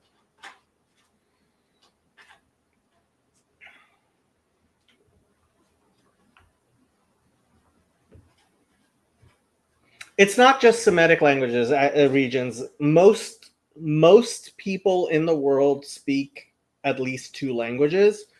It's the Anglophone countries where they just don't really need to speak another language, where it's much more rare for people to speak multiple languages. But in most of the world, most people speak at least two languages. Yeah, I mean, well, I think that has to do with English being the world. I mean, isn't English considered like the world standard for communication? Yeah, lingua franca. If you fly your shadow, stop eating those wrappers. They're not good for you. She's not listening. She really likes eating plastic. And trying to stop a cat from eating plastic is apparently impossible.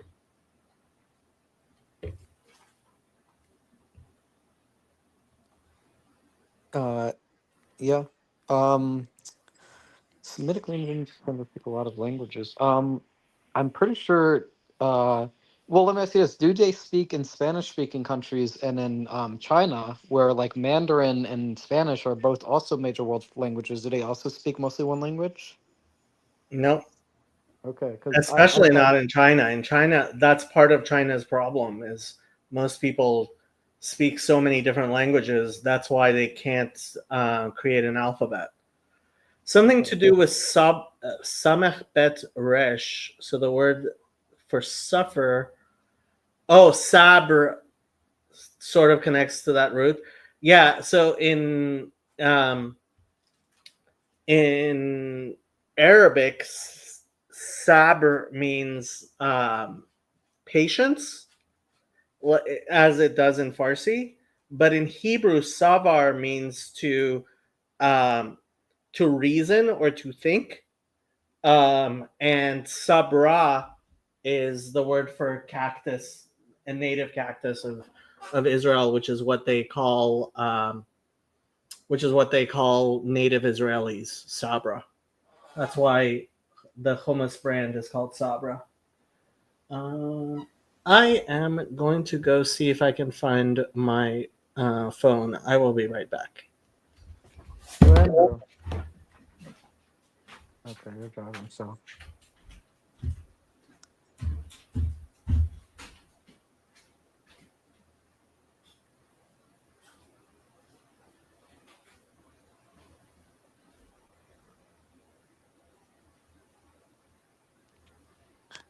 I think what's the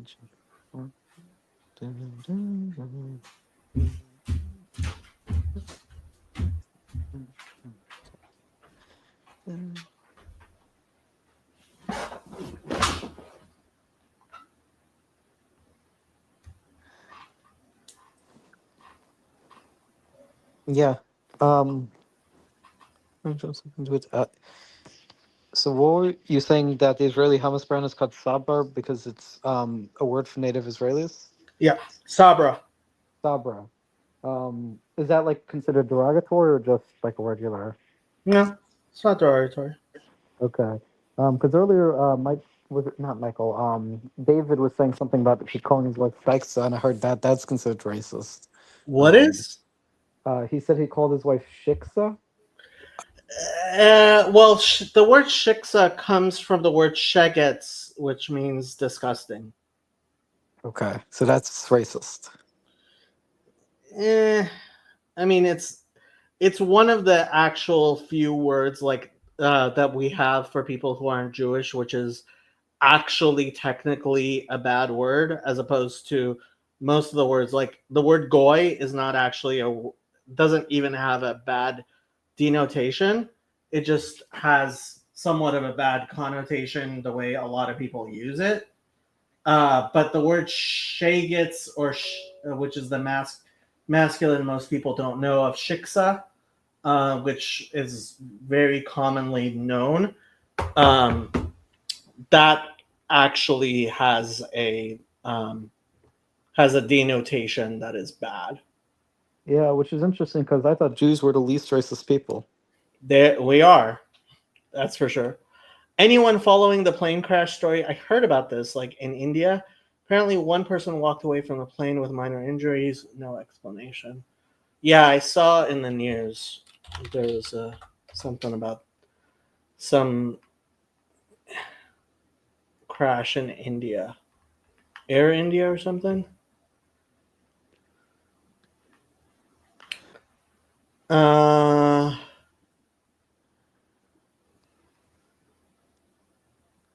I have no idea what the plane crash story is. yeah, apparently a plane crashed in Ahmedabad, Air India. Oh no, this is a while ago. Let me see what the news says.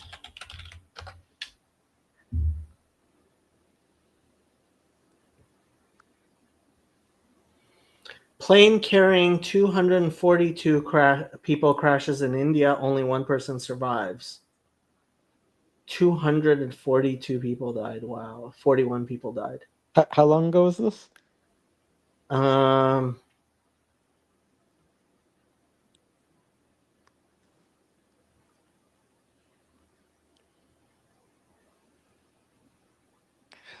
Okay, Dominic D says from today, 241 people from the plane died. Was from the plane.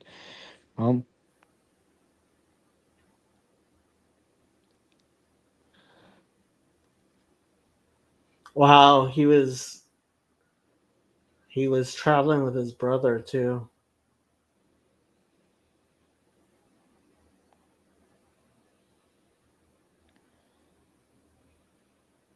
Okay, that I'm interesting. 18 hours ago.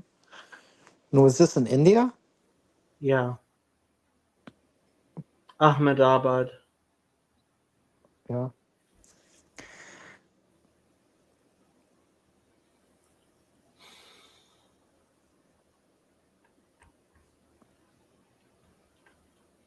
Yeah, his brother died in the crash.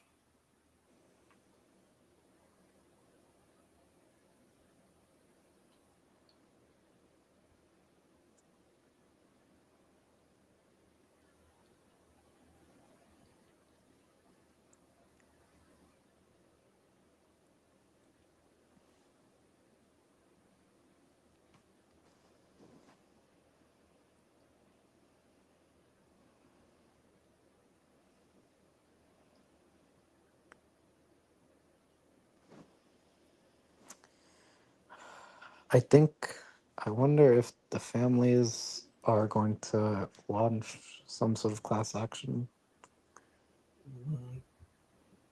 I don't see how they could.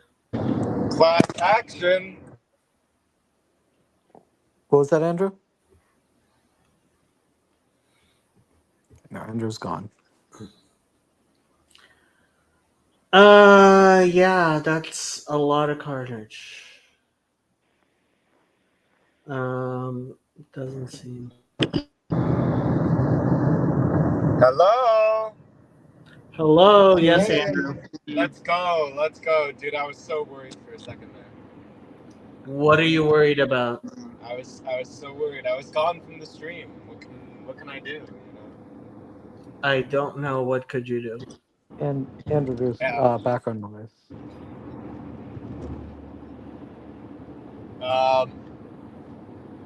Yeah. I don't know, man. Was it Boeing?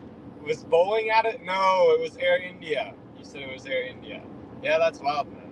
Yeah, it was Boeing though. It was Boeing. Oh my gosh, these people. I tell you. Yeah. Well, these I people.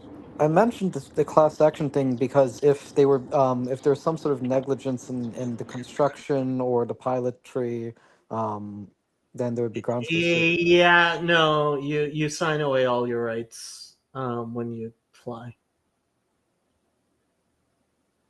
Ticketed traffic, like that's not a thing. Okay. Um,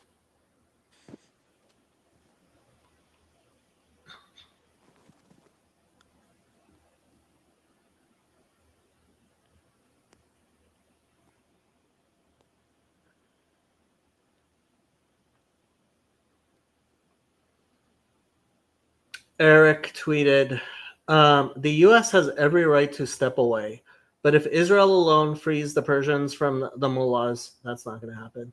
And it's the region world of a malignant thermonuclear theocracy. Uh, uh, Hopefully, this strike will actually set back the thermonuclear weapons, but it's This is not Eric. going to get rid of the theocracy again alone. Then that will have consequences as well. Israel is not attacking the people of Iran. It's trying to end a regional and global nightmare regime. At least let us wish them and the Persian people a safe night while Israel is working through the wee hours to make sure that the mullahs won't be able to strike us here with WMD. And let us pray they know what they are doing. Godspeed." Yeah, This is Eric Weinstein. yeah. Weinstein. Weinstein. Um, I haven't really been keeping up much with the geopolitics, but I heard that Israel launched a missile. It I wasn't a mean, missile, it was a full scale air attack. okay. Um, I mean, I think Doesn't anyone in the Israel right do mind a is going to lot try of and like do it. preemptive strikes? Like you'd think they'd learn at some point, you know? Israel does do a lot of preemptive strikes, yes. Yeah, so like Oh why haven't wow, they 50 learned? people were hurt on the ground when the Air India thing fell, according to Dawn. We live in a world ruled by God, but I can see why some people don't always think that.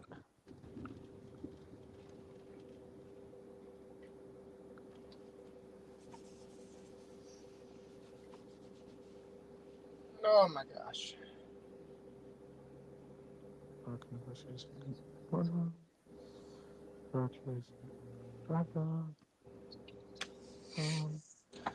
Um, American negotiators being morons. I don't know what the context of that is. South Coast Plaza. Hmm.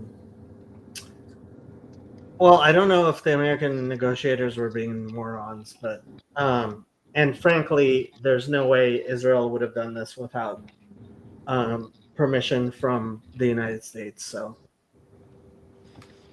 Yeah. and frankly, the Saudis. I'm sure the Saudis were involved. Well, if if Don McD is, are you talking about the Iran nuclear deal? Because I thought Trump ended that. He did, but they are negotiating currently. Okay. Well, I don't think the Trump administration. I mean, I have more faith in the Trump administration to think than morons.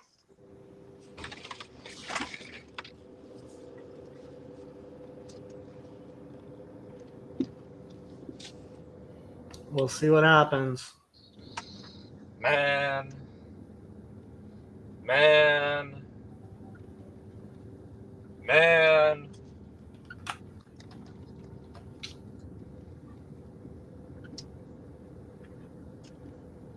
That's wild.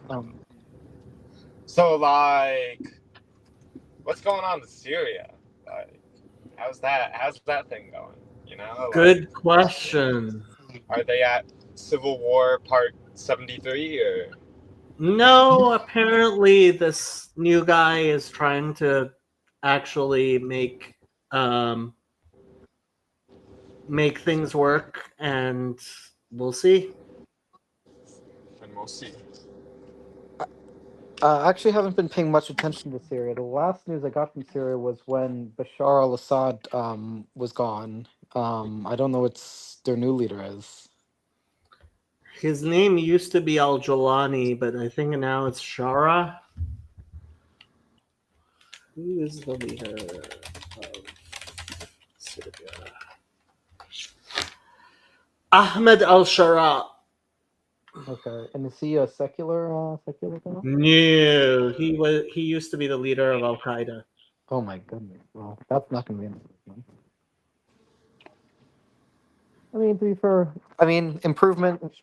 There's no improving a country like Syria as at least not quick. Not quickly. There's no improving any country quickly. Well, you can improve America much quicker than you can improve a country like Syria. I'm not so sure about that.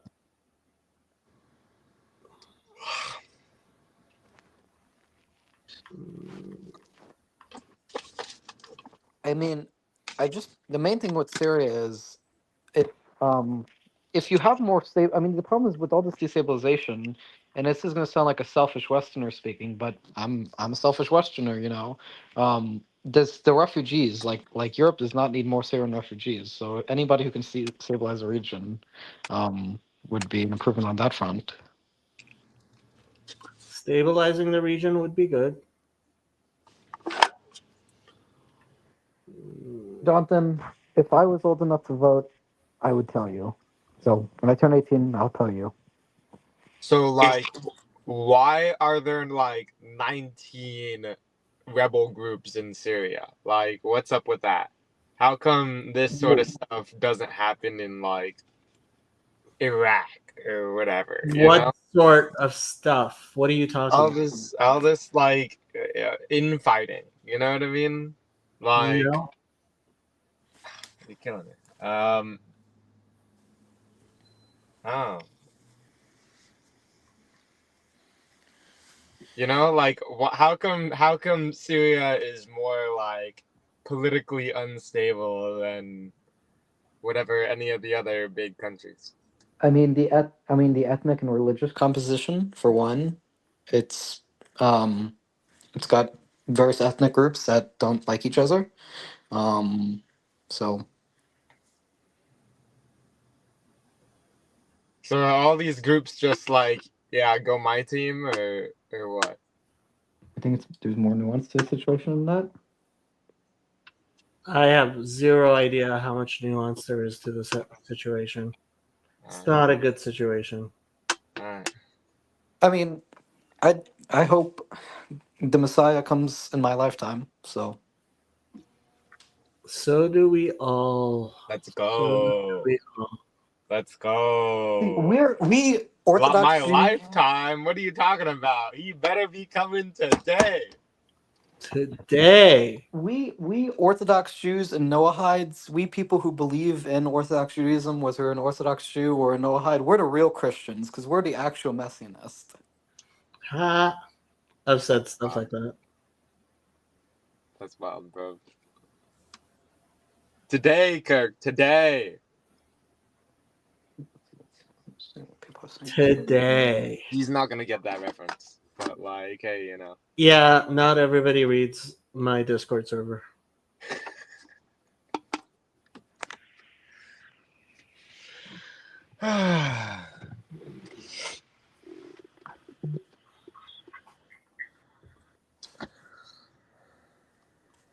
When is CRC Synod starting?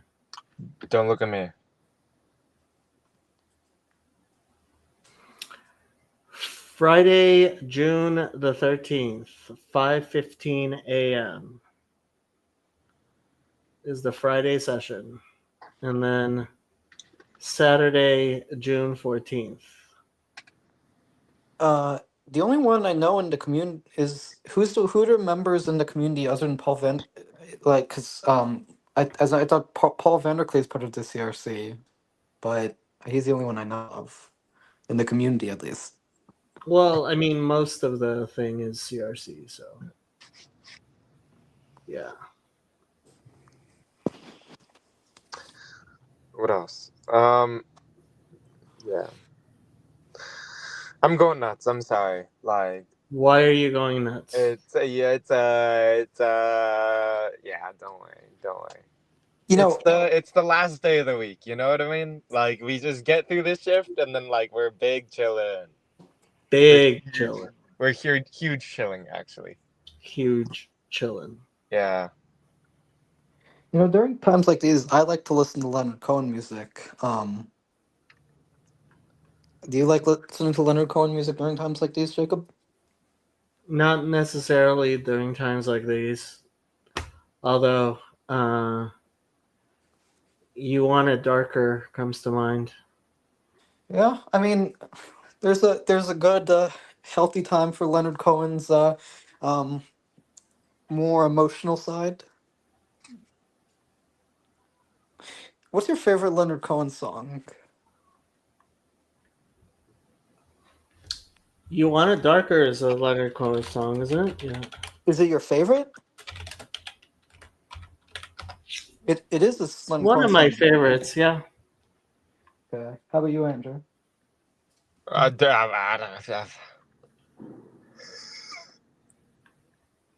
I mean, in You Want It Darker, he actually references Hineni, so it's probably his most Jewish song. It is a very George song. I mean, he was a very very Jewish musician.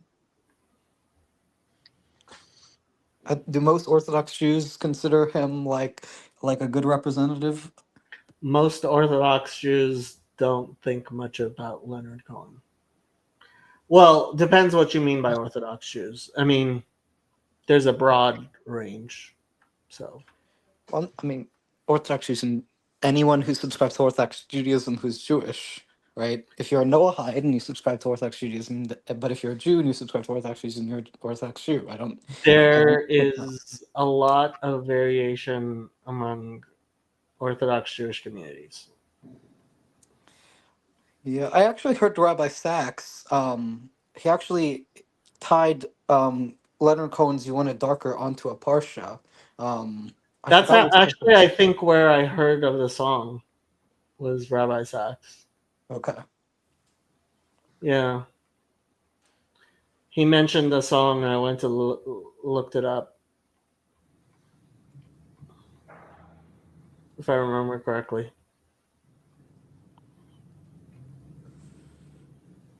Yeah. I mean, I first got into Leonard Cohen through Hallelujah because that's his most famous song. But I've listened to Who by Fire, Dance Me to the End of Love, Suzanne, Famous Blue Raincoat, and You Want It Darker. Those are the only Leonard Cohen songs that I remember. But I mean, all of his music, well, actually, I don't think very highly of Suzanne or Famous Blue Raincoat, but You Want It Darker and Hallelujah are definitely pretty good songs.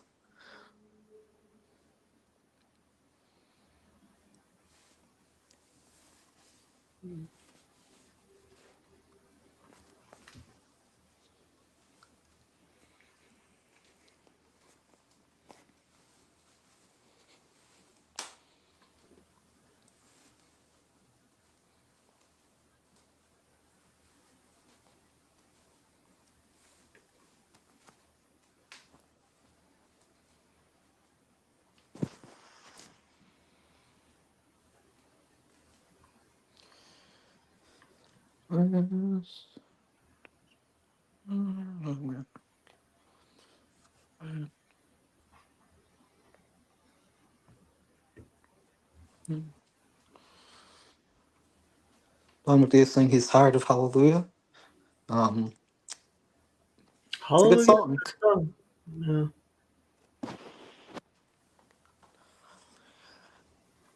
Where's here? Are you back in Tennessee? Well, StreamYard was having problems earlier today. I mean, it seems. Yeah, I don't know what's been going on with StreamYard because I don't remember you having stream difficulties like this before. No, StreamYard was having problems today. It was actually Google Cloud was having problems, so lots of websites were having problems. Okay, but it hasn't bugged out on you like seriously before. Oh, by the way, bye, Andrew. Nope. Um, New house in Colorado? I should probably be making plans for the wedding. I haven't made plans for the wedding. I'm bringing Happy with me. whose wedding? Jason, Okay, well, have a happy marriage to them. Do you do you say a bracha before people's marriages? what do you mean? A bracha, that's when you make a blessing over something like holy or Yeah, sacred.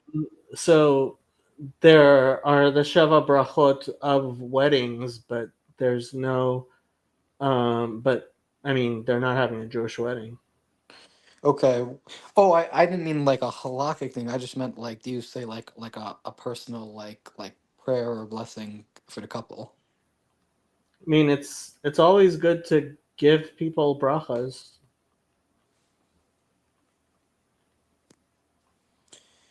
I'm intrigued. He's trying to join for a bit. I'm working, but my help is him out. Thank you, Kirk. Oh, yeah, I've been happy. You're welcome.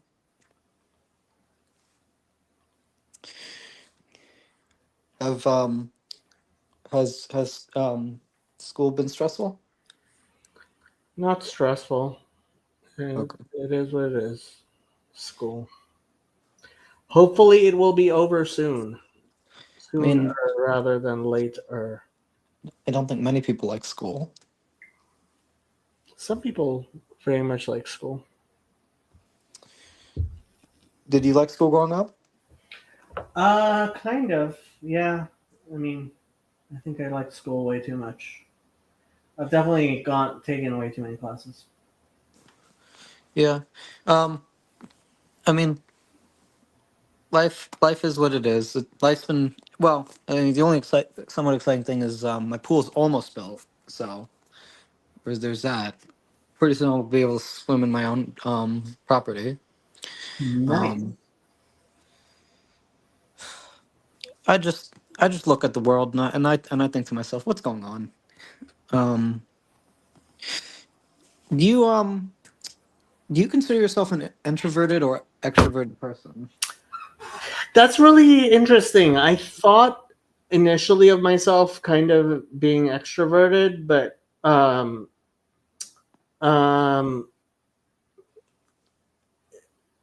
I don't know where Jordan Peterson got his definition of an extrovert being somebody who gains energy from being around other people, but that's definitely not me. I find it very exhausting to hang around with other people. Yeah, I mean, is introvert extrovert like an actual psychological term that like actual psychologists use, or is it just like a folk psychology term? No, there were. I mean, what's the name? Was it Myers Briggs? There were personality tests which tested for introversion and extroversion, but I don't know what the actual definition of. Okay, because there's a lot of times when people use psychological terms as like folk psychology, but like Yeah, no, there was that ENTJ, INTJ, like what was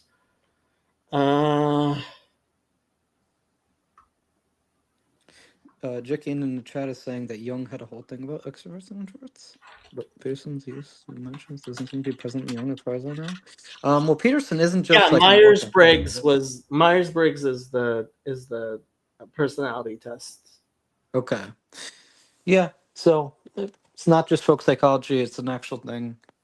Although I think when most people use the term introvert and extrovert, I think they're using it in a folk psychological way. Yeah. Are you anti folk psychology? I think there's been a lot of there's been a lot of damage done by people misapplying folk psychology. I'm not sure if, I mean, it would be better if people understood their psychology better. So this is what Grok says. Introversion and extroversion are personality traits describing how individuals interact with social and internal worlds. First conceptualized by Carl Jung. Introversion, a tendency to focus inward, drawing energy from solitary activities, thoughts, and reflections. Introverts often prefer smaller social circles, find large gatherings draining, and may process experiences internally before sharing. They tend to be reserved, thoughtful, and comfortable with solitude. Extroversion, a tendency to focus outward, gaining energy from social interactions and external stimuli. Extroverts often enjoy large groups, seek novelty, and are expressive and outgoing. Jason! Hey, what's up? Hey! Can you hear me all right? Yes. Sweet. Yeah, I guess it's working better. Before it was crapping out on like everything quit on me. I think that might have been Google Cloud's problem. How have you been? Good. How have you been? I'm doing okay. The world's kind of crazy. Say more. What's new? Oh yeah, there's like riots and everything, right? Yeah. Is that near you? Los Angeles. Not so near, like half an hour drive away. Yeah, that's pretty close. Yeah, I mean, I know the area. I used to spend a lot of time. I used to work right there. But yeah, that's going on. We'll see what happens on Saturday. The stuff in Israel is going on. I haven't kept up with anything, man. I've been so Israel busy. attacked Iran today. Oh. Yeah. I didn't hear anything about that. That's a big deal. That is a big deal. Yikes.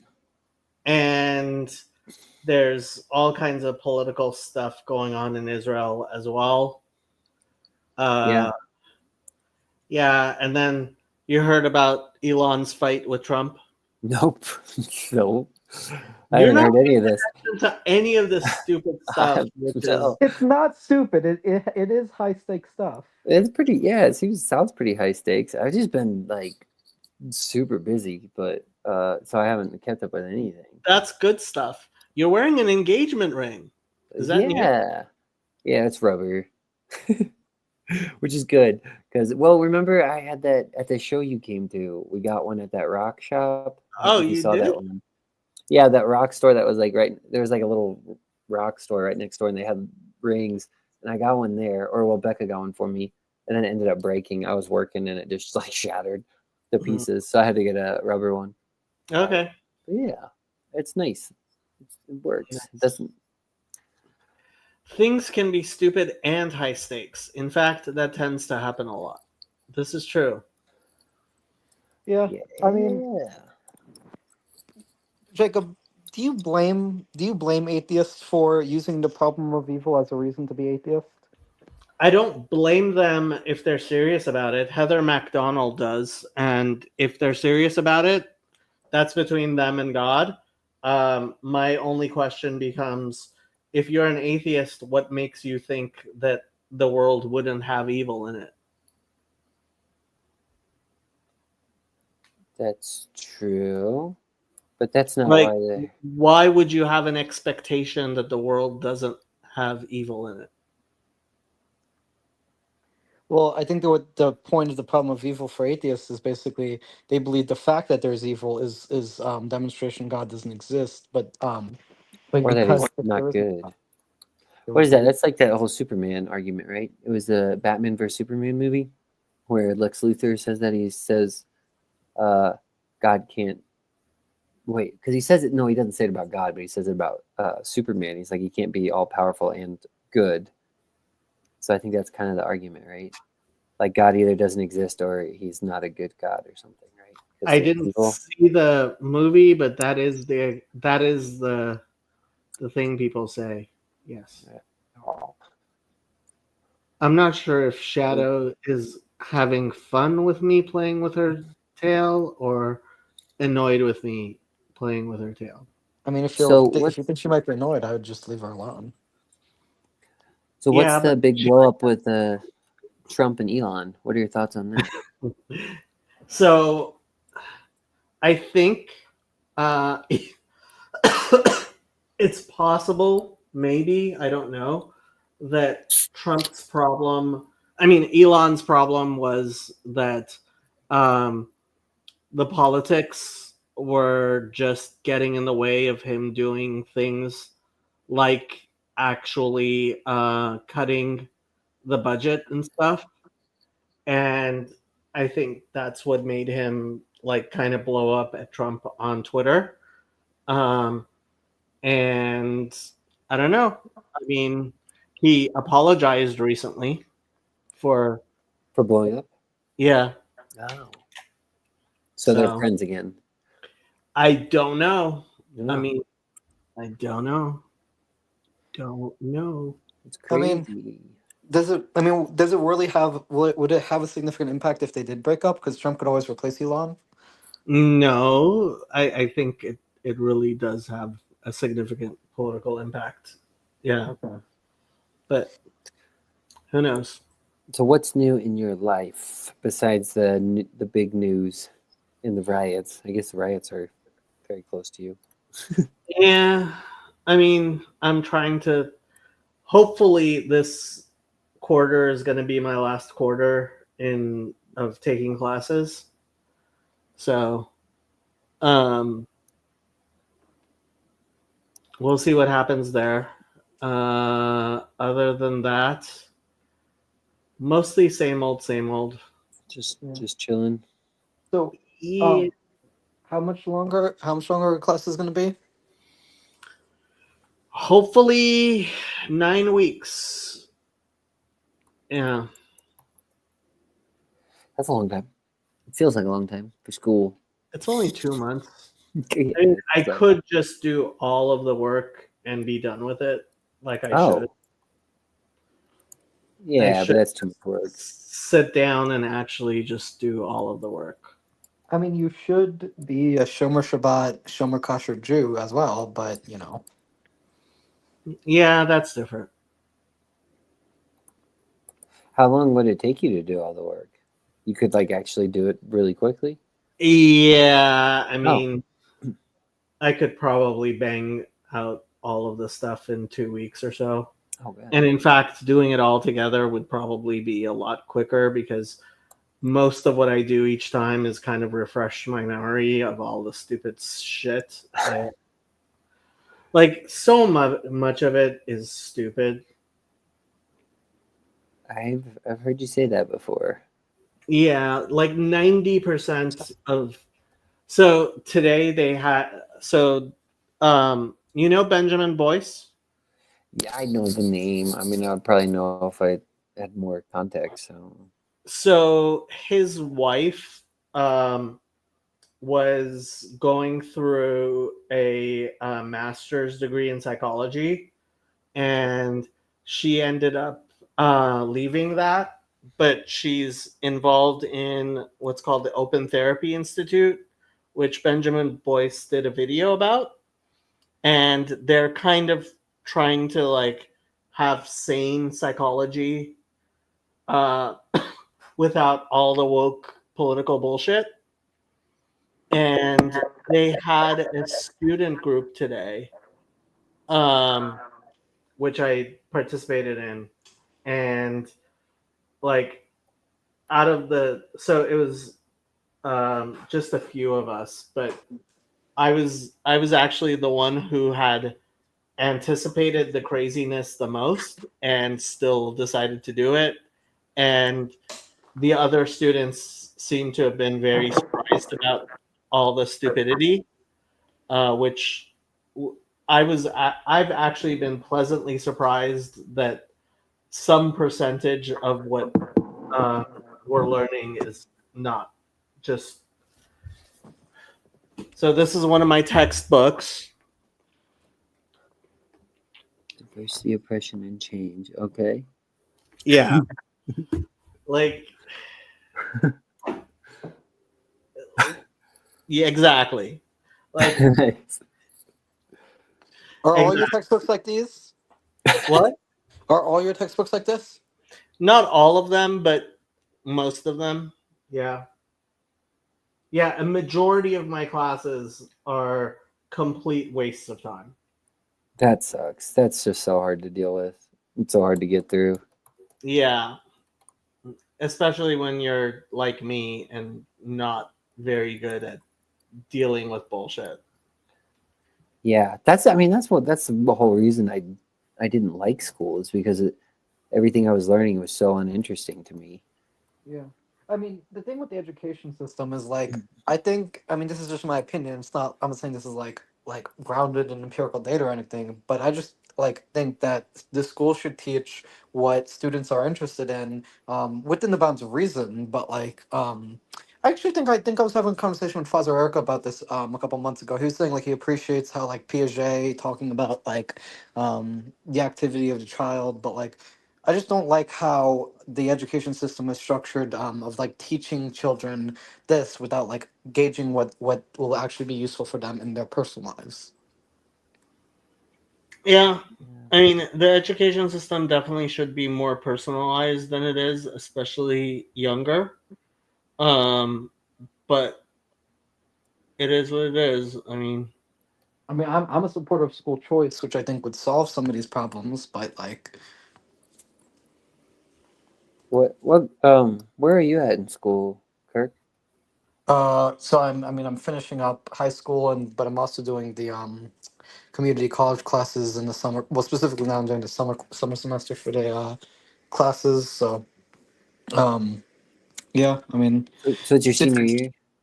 Uh, so I mean, this is my junior year, but the thing with the because I'm doing most of my classes, most of my schoolwork is transferred to the community college as a result of the dual enrollment program, and the community Yeah. college allows me to work at my own pace, so I can finish the classes quicker.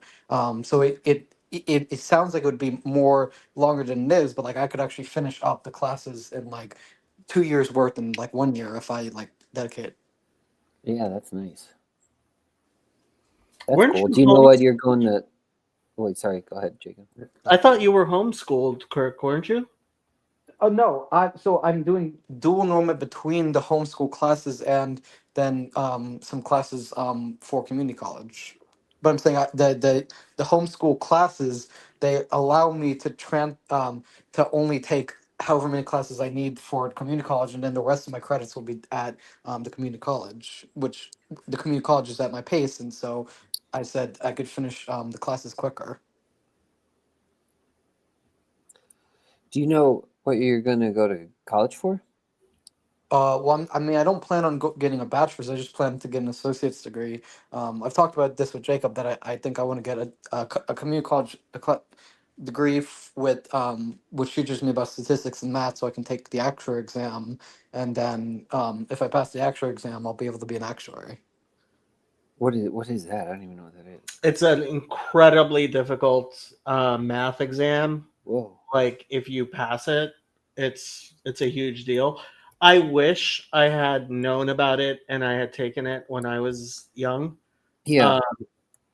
But like if you pass the actuary exam, you can get a job, pretty good job, pretty well paying. What kind of job? Just some job in some sort of mathematics? As an actuary. So like Okay. actuaries are like math, they're statisticians, and Okay.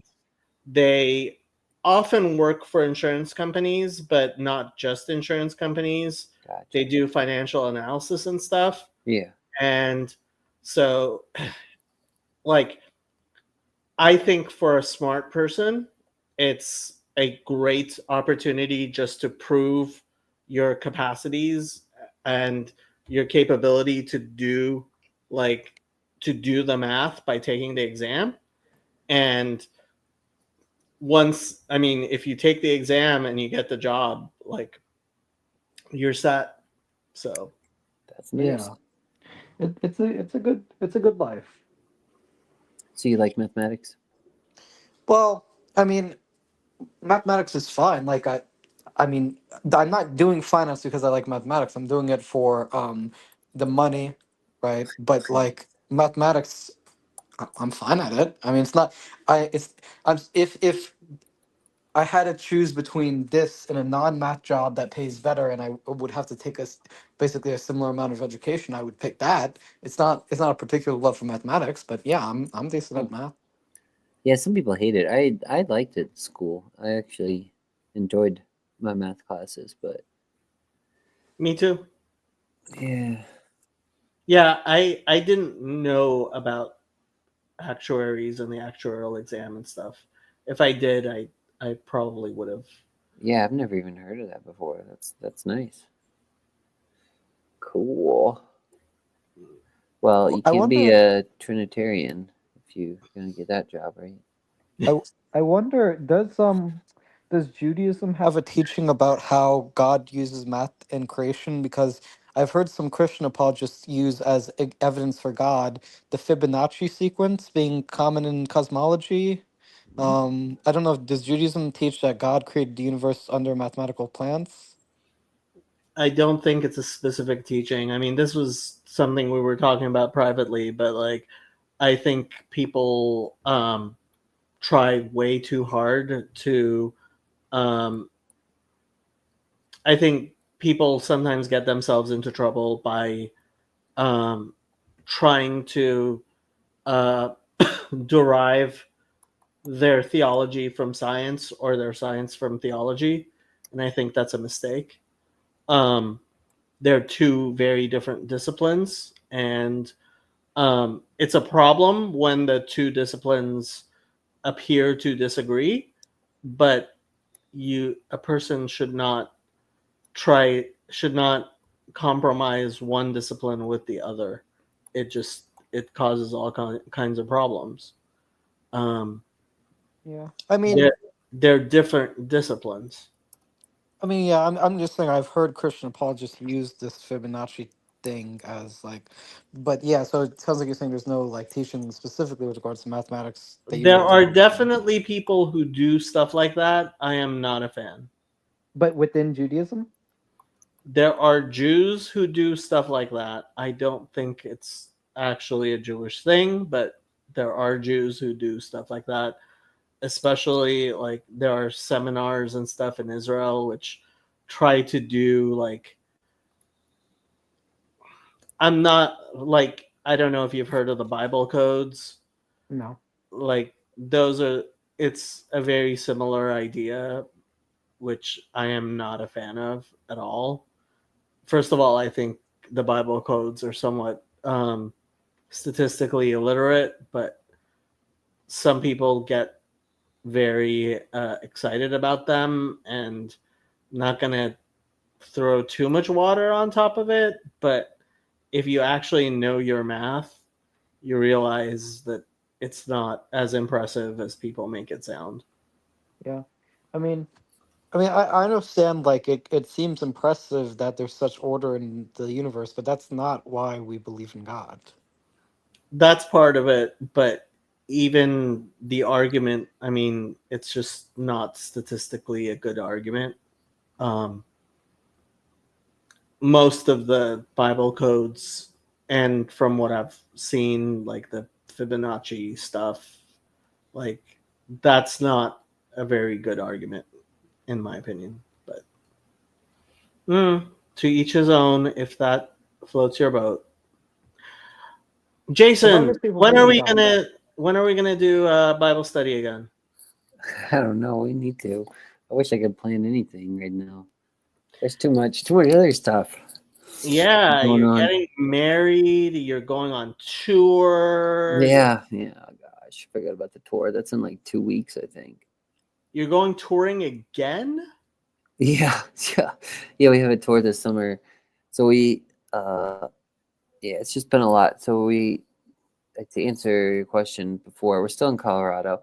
We were like just right up the road, but then we bought a house. We closed Mazel in. Thanks. We closed May 16th, but we moved in literally I think it was last week or last weekend. Last week we moved in, and then we Ethan's here. And then Ethan. it was just like we both Frozen on my end. Did we lose Jason? Ethan, it's all your fault. It usually is. I didn't know you were Jewish. Okay, now Jason. That was a Streams joke. See, if it's usually your fault, you got it. How have you been doing, Ethan? Long time no see. I just dropped my parents and my fiance off at the airport. My parents have been with me for 11 days. It was great. But 11 days is a long time. And I might be in annoyed, Alaska, but I still have a routine. And I'm so excited for my routine to return. Yeah, in Alaska. Your parents came to Alaska in June.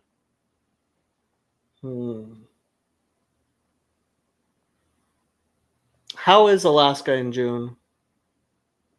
I mean, it's beautiful. There's still some snow at the very top of the mountains. I'm sure there's some, young aspiring actuaries here as well. They're everywhere. They're going to take over the world soon enough. Aspiring actuaries.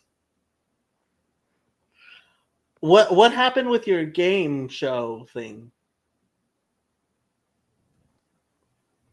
What do you mean? What happened? Are you still doing that? Oh, I'm still doing many things. Yeah. Okay. Maybe Why, I haven't. You want to come? You want to come on the game show?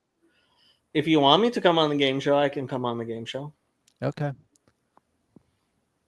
We'll make it happen. Have you changed the way you do the questions? Well, yeah. Everything is changing. Yeah, because there's prompts too. So people have been sending me prompts, and so now there's a whole there's a whole system of like heaven and hell now inside of the game show with the questions. You can delete questions, then you can resurrect questions. Wow. So okay, it's evolving. Okay. I guess the algorithm hasn't been serving up your stuff to me. Oh, probably not. Yeah. You should be grateful.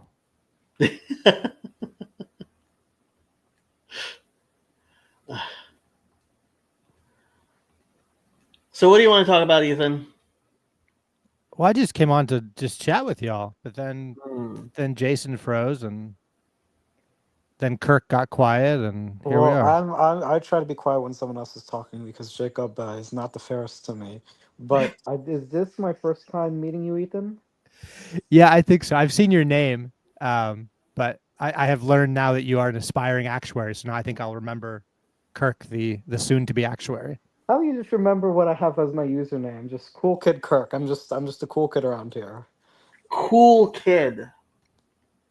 We could do cool kid. So are you a Christian, Ethan? Well, I guess it depends on what you mean by that. Someone who follows the teachings of Jesus. Yeah. Well, that's good, Is it?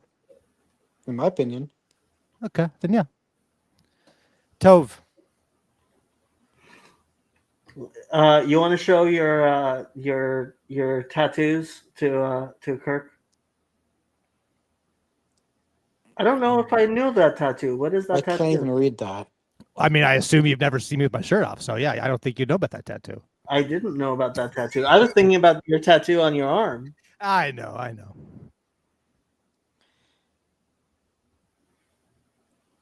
It's not really. This is my bad camera. I have. I'm probably gonna say it poorly. I have Bara on my No, right that was wrist, right. Yeah. and then on my left wrist I have Tohu Wabohu. Yep. I know Tohu Vavohu. Isn't that like order out of chaos? Nope. Tohu Okay. Vavohu is chaos and chaos in different ways. Yeah. Okay. I don't know. I think I've heard Jordan Peterson say it in his order and chaos lectures. That's why I got confused. Can I tell you how angry I was the year after I got these tattoos? And then Jordan Peterson came out talking about order and chaos. And then everybody thought I got these tattoos because of Jordan Peterson. And no one will believe me that I got him before. It's an impossible feat now. I totally believe that you got them before, but I also assumed that it had something to do with Peterson. No, it was this evangelical pastor who got in trouble and moved to Los Angeles named Rob Bell. That's kind of familiar, Rod Bell. I don't remember exactly what I remember about Rob Bell, but yeah. I mean, he was a megachurch pastor. He wrote a book about hell. All of the evangelicals turned on him because he was writing about old views on hell from the church fathers. So then he went on Oprah and moved to LA. That was a great story really arc. long time ago. Oprah hasn't been on for like 20 years. Well, this was like her Soul Sundays. So it was Mm. like post Oprah television, but still kind of relevant or relevant enough in evangelical world for them to get angry and hate Oprah. What was he saying about heaven and hell that they got angry about? I mean, he was mainly just like questioning penal substitutionary atonement and teaching evangelicals about what like the old church fathers thought. I mean, he just was like, hey, there's these words and there's like more than one word that we translate as hell. Mm-hmm. So maybe we could like look at these words. Hey, you ever heard of Sheol? Let's talk about Sheol. And people didn't like that because then it breaks apart what we call systematic theology. It does. Yeah. Yeah, N.T. Wright also gets into trouble because of his views on penal substitutionary atonement, I think. Yeah, I mean, Jacob likes to teach Christians Hebrew. I do like to teach Hebrew to whoever wants to learn Hebrew. William Branch is teaching me, but it's probably different than what you teach. I Do you know doubt William it. Branch? I mean, he comments a lot, and I've talked to him a little bit, and he watches the channel. I don't know that. I mean, he's like in the Messianic movement, if I remember correctly. Yeah. Yeah. I don't know that the Hebrew would be that different. I actually recommend, there's a website, Christians for Hebrew for Christians with the number 4. So it's Hebrew for Christians. It's a very good website, I think. Highly recommend it. What's William teaching you about Hebrew? he started a Substack and then posted lesson 1, and then I passed the oral exam this week, so he just posted lesson 2. But it's some kind of like phonetic system he created, or I shouldn't say created. So I'm memorizing words right now. Like, what words are you memorizing? Av, father.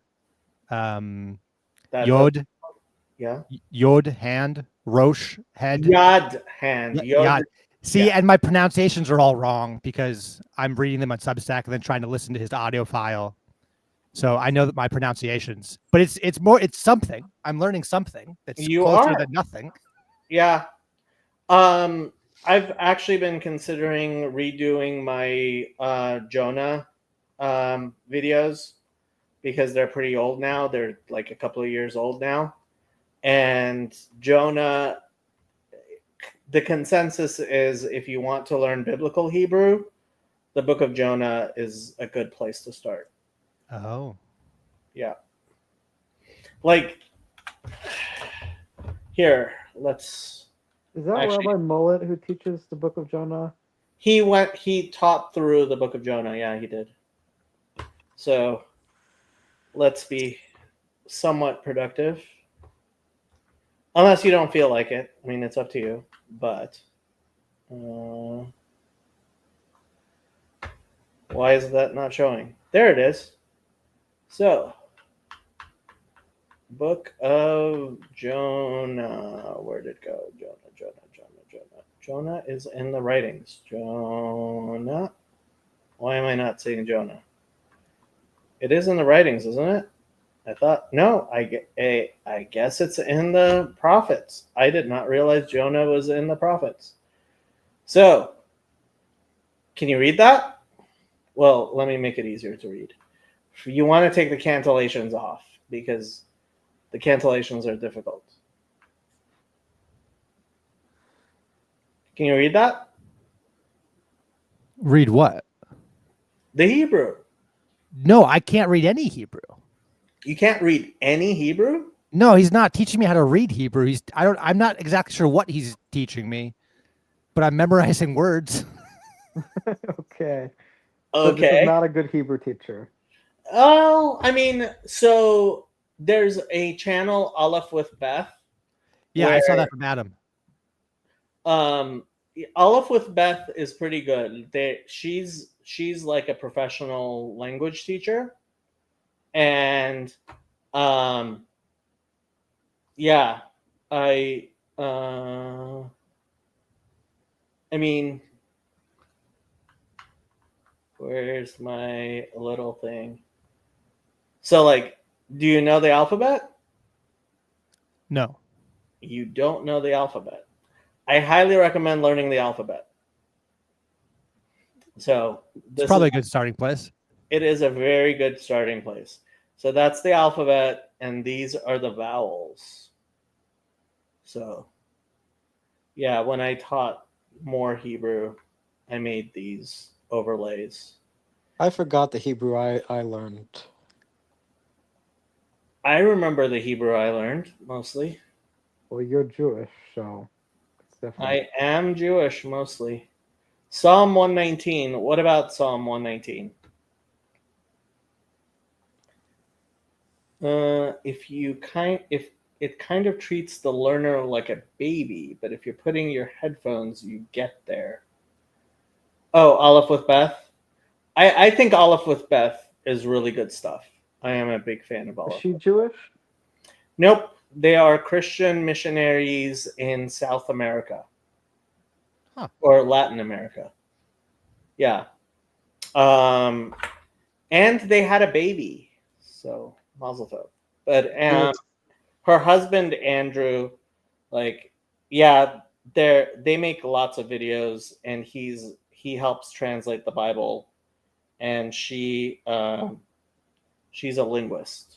So Do they have a big messianic movement in South America? yes, there's a lot of there's also like a lot of Noahites in South America. Psalm 119. So in Christian Bibles, usually Psalm 119, because it's an eightfold acrostic, will have. So the way they tell you that it's an eightfold acrostic is they will have the Hebrew letter for each of the 8 stanzas.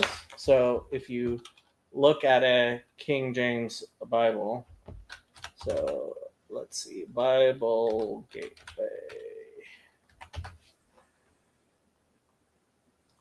So here is Bible Gateway. Can you guys see that? You cannot see that. Now you can see that. So this is Bible Gateway. And if you go to Bible Gateway and you go to Psalms 119,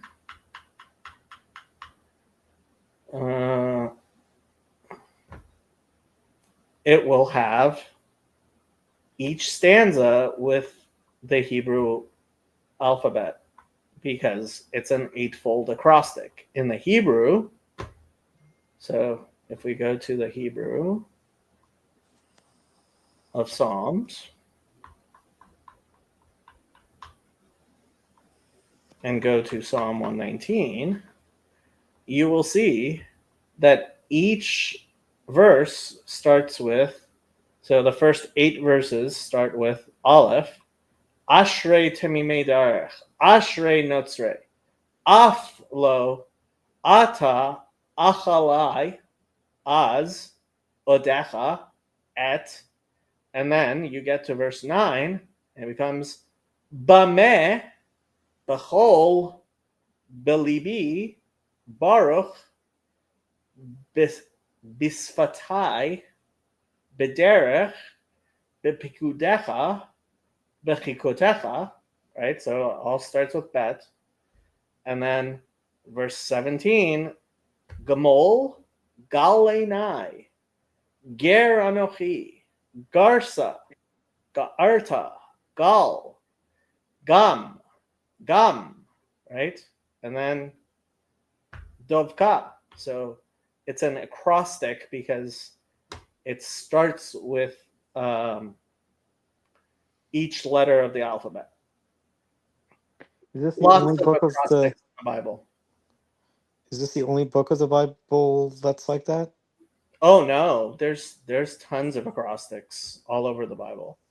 Famously, Eshet Chayil is an acrostic, which is the only way I memorized it. That's Proverbs 31, I guess. There's lots of acrostics all over the Bible. Okay. Yeah.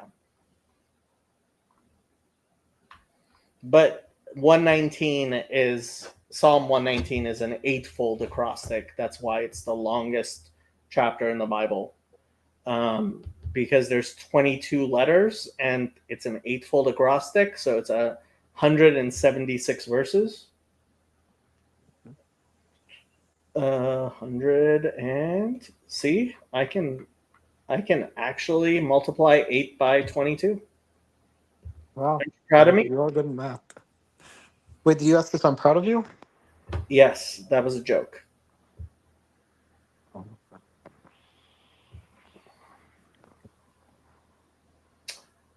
I liked it when I just knew him as Avram. Who?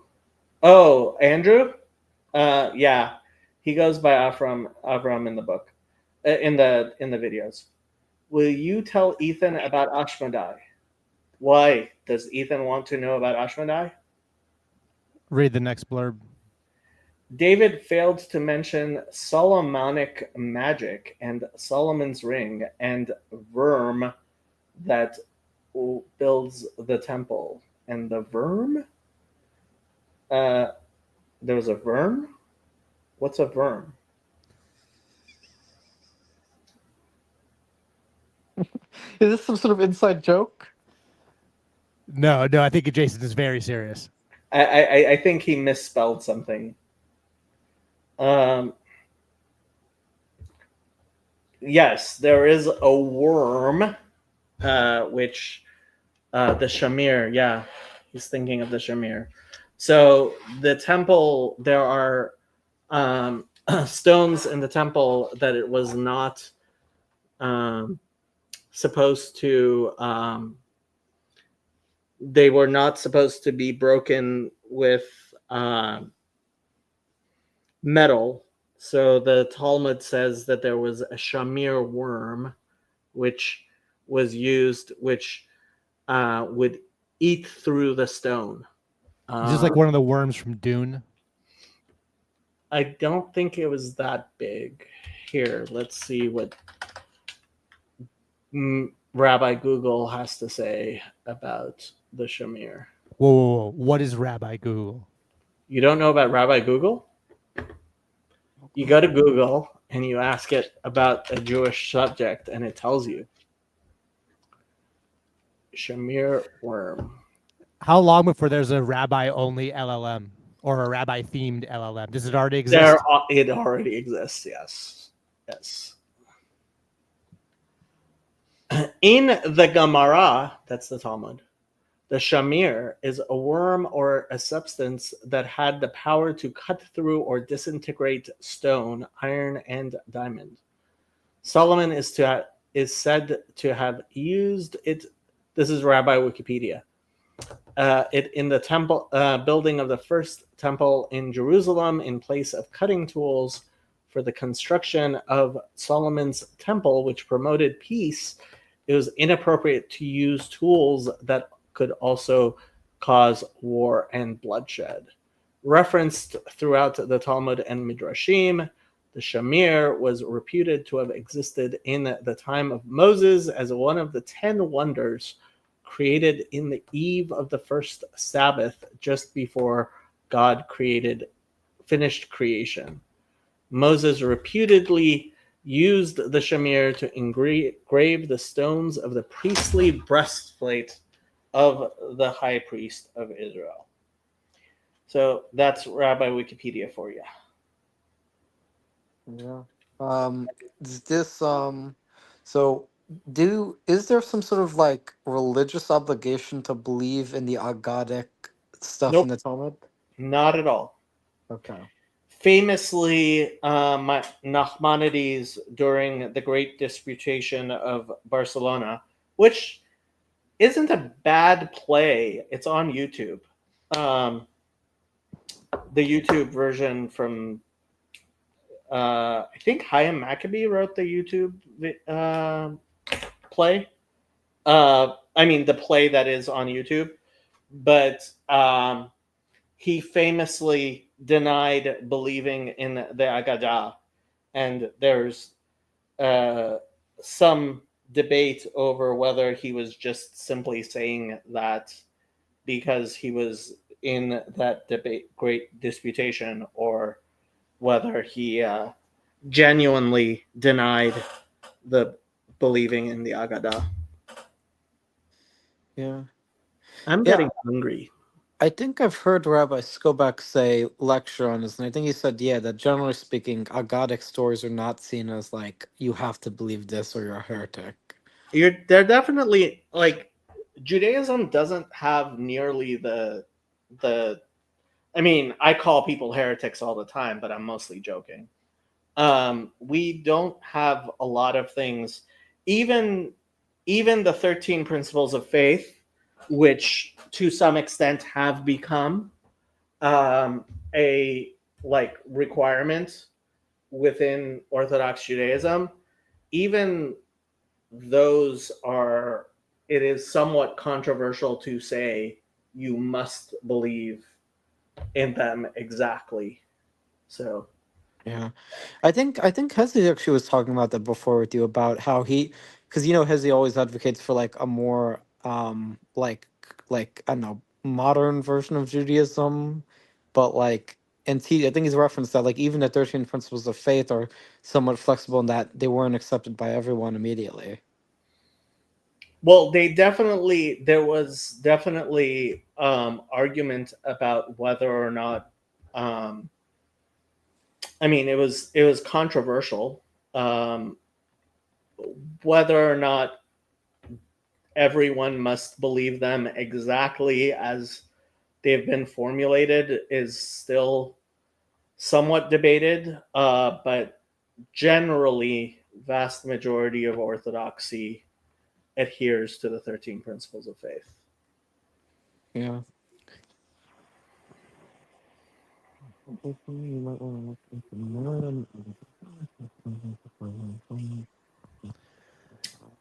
You're saying something, and I can't really hear you. Oh, I was just reading the chat. I was reading Adam saying that Jason might want to look into some Miriam Anzovin. I have no clue.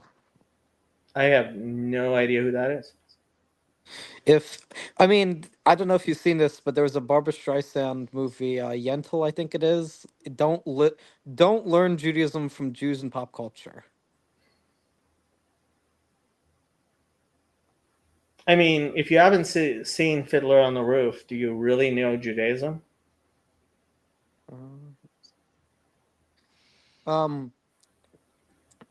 But wait, so Ethan, are you like a messianic guy? What do you mean by that? Like, are you someone who considers himself part of the Messianic Judaism movement?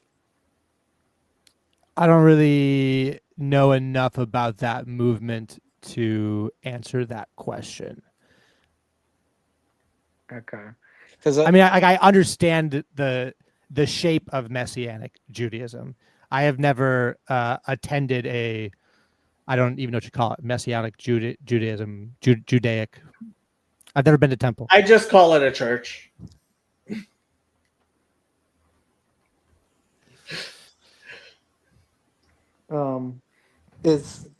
but like the reason I asked is because you said you were learning Hebrew from this guy. It seems to be a Messianic Judaism guy. Yeah. Well, and he had gone to like Messianic Jewish church for a long time, and the last 2 years he started attending Orthodox Messianic Judaism. I'm not exactly sure what William's up to. Like, he's an interesting guy. Because he was telling me about their what's the Sefer? Sefer means Sefer. book. Okay. Yeah, they just got a Sefer. A Sefer Torah. They just got a Sefer Torah. Yeah, there's like within the Messianic movement, there's a lot of argument and variety and various ideas. Some of them now call themselves Hebrew roots, and some of them are more or less happy with Paul of Tarsus. So the ones that are very anti-Paul I'm not sure William's actually part of that, but He likes Paul. Okay. Anti-Paul Christians have become more and more attempting to be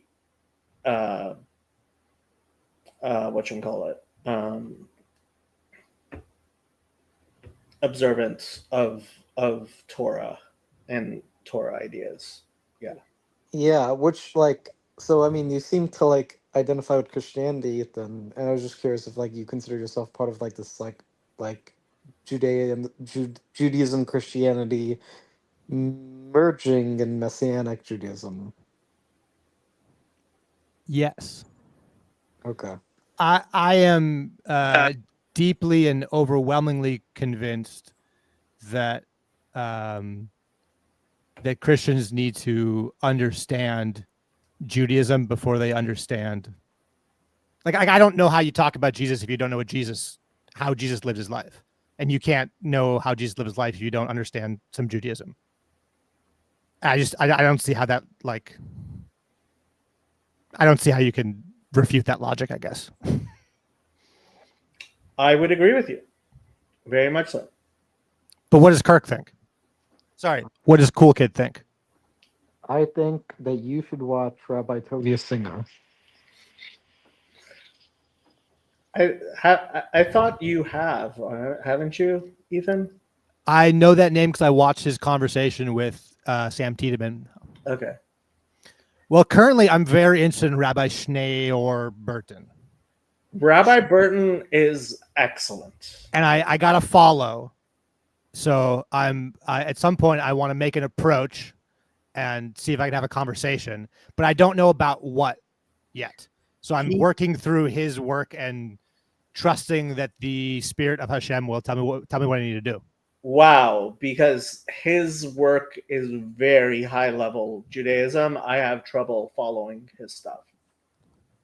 You really have to have a very solid background in Judaism to even understand what he says, I believe.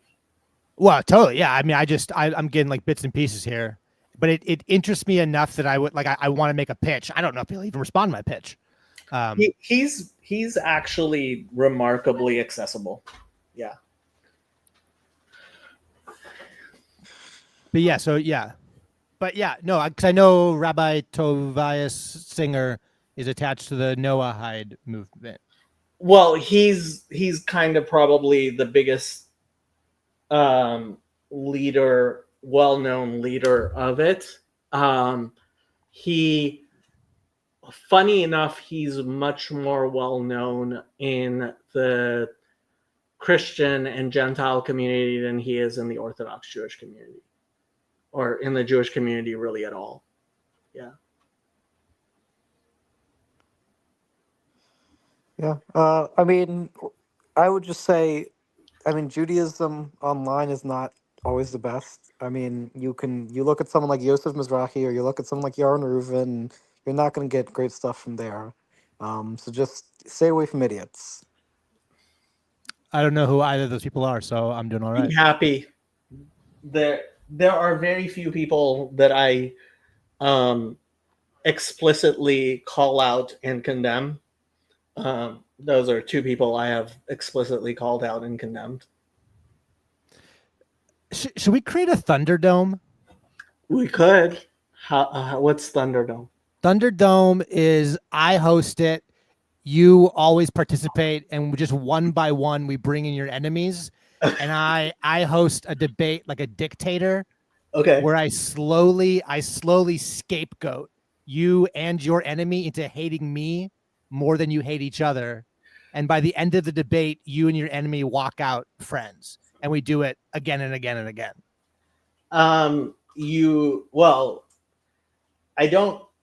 I don't really have that many enemies. Generally people that I consider my enemies,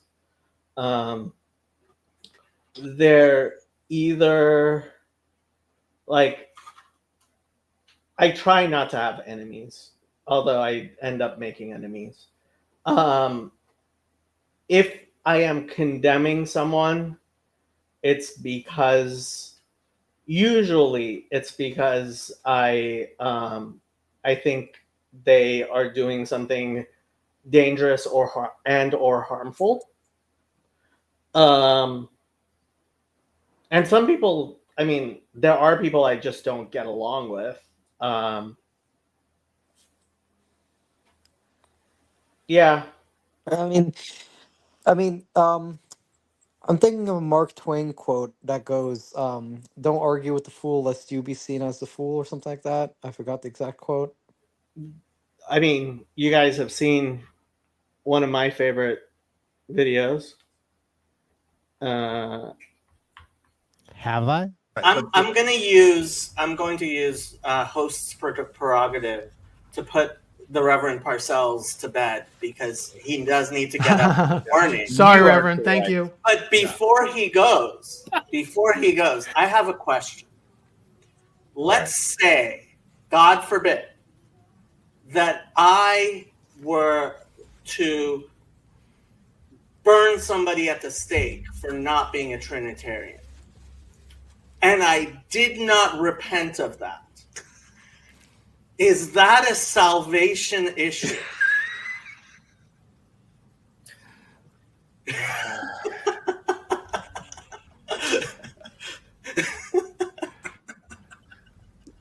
Sometimes Jacob takes that devil's advocate thing too far. proverb that says something like "Don't answer a fool according to his folly"? But there's a Something- proverb that says, "Answer a fool according to his folly." There is. Exactly right. And I'm going to leave it to you guys to determine, which of those was applicable in this situation as I go. So, but anyhow, good. Thank It was you, good Reverend. good to Thank chat you. with you all. Thank you. Good night. The So that's how I usually end my videos, but I have seen that. yeah, it's one of my favorites, and that's how I feel about fools. Yeah.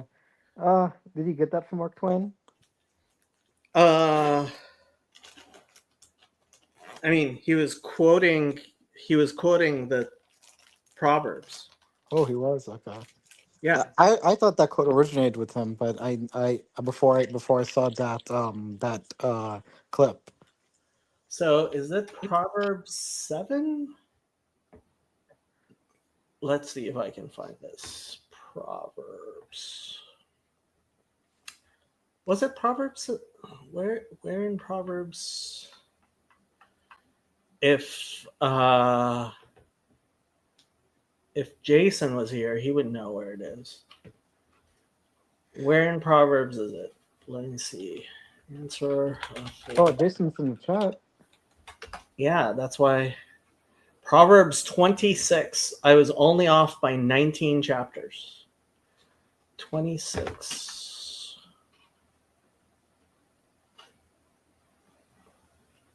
Answer not a fool according to his folly, lest you too be likened to him. Answer a fool according to his folly, lest he be wise in his own eyes, and assuming that you have no answer. So that's about answering a fool. Ethan, I hear some background noise. No, that's me. Okay. Whoa. Sorry, Ethan. It's Jacob's fault. He's crunching water bottles over there. No, actually, what I am doing is I'm making myself a cheese sandwich because I am hungry. Is it kosher? That may or may not be so, but it's a cheese sandwich.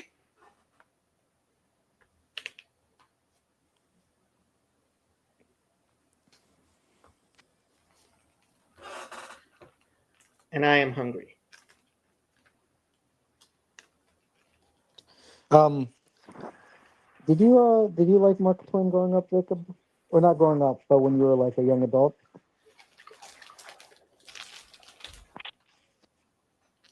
I have the complete works of Mark Twain right there on my shelf because I have read the complete works of Mark Twain.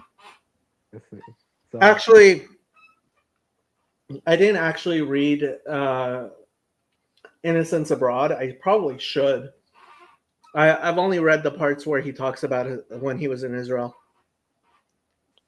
yeah. I haven't read him, but I hear he's a good author. He's hilarious. No, it was the plastic that the cheese was in that I was opening. That's what sounded crunchy. Yeah. A plastic contained cheese sandwich. I can't think of much more unappetizing than that. All cheese comes in plastic. Like, Whoa. Yeah, but we're talking all about cheese does not come in plastic. okay, there's cheese that comes in wax, I guess. Yeah, but I mean a cheese like a sandwich like first of all, I mean I like my bread toasted. It's tortilla. Oh, it's a tortilla. Oh, I actually didn't see that. Okay. Sorry. Shari. Who's sorry? I know You don't know Shari? No, I know Professor Shara. I don't know Shari. Shari is the best. She is one of the very, very most important members of the Jordan Peterson sphere, as we call it around here. That was a long that didn't come as fast as I thought it was going to. Well, I didn't know if I would call her part of this thing or not. Part of this little corner. This little corner, yeah. Okay, super practical question. Mhm. StreamYard question. After you finish, like, if I want to do a really long stream, Mhm. does StreamYard like cut you off at a certain point? If you do a super long stream, are you better off like stopping, and then doing a second stream? Is that even possible? So Give me tips. YouTube cuts you off at 12 hours. So only the last 12 hours will show. So what if I want to do a 30-hour stream? You can stream 30 hours, but only the last 12 hours will show on YouTube, if I remember correctly. Okay, so the first 18 hours are the mystery hours. I guess. I mean, what happened when we did the 24-hour stream on Grail Country? I wasn't here. I don't know. That's why I'm asking. Um, I need y'all's wisdom. So my StreamYard account will keep up to 50 hours. Oh, so it only shows the first 12 hours? You can cut it up and upload it, but YouTube has a 12-hour maximum. I don't know how much I care about YouTube.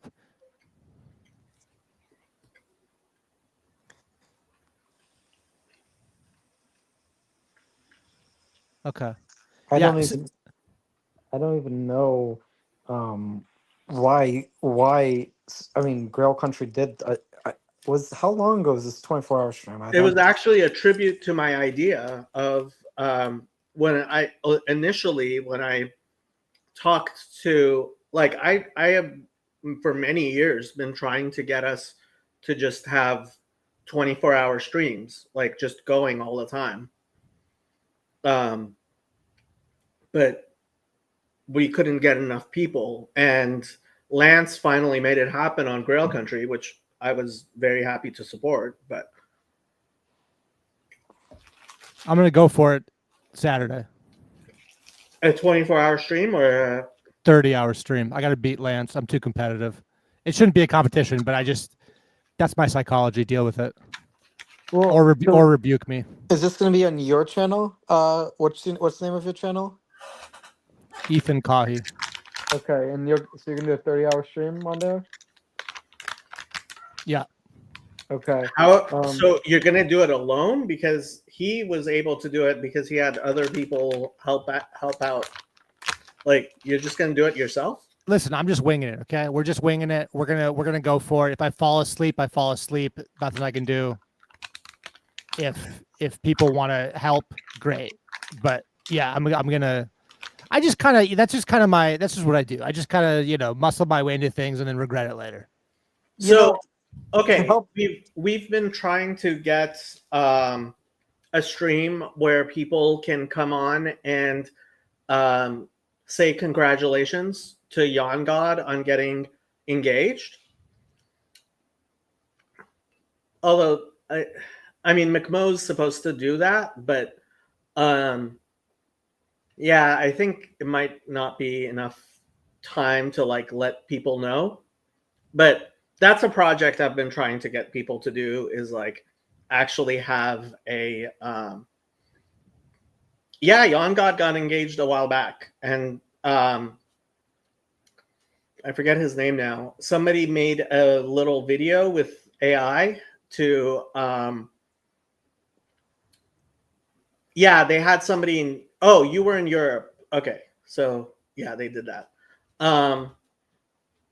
And we were going to do some sort of congratulations stream where people could come on and say congratulations, but it hasn't happened. McMo's going to do that.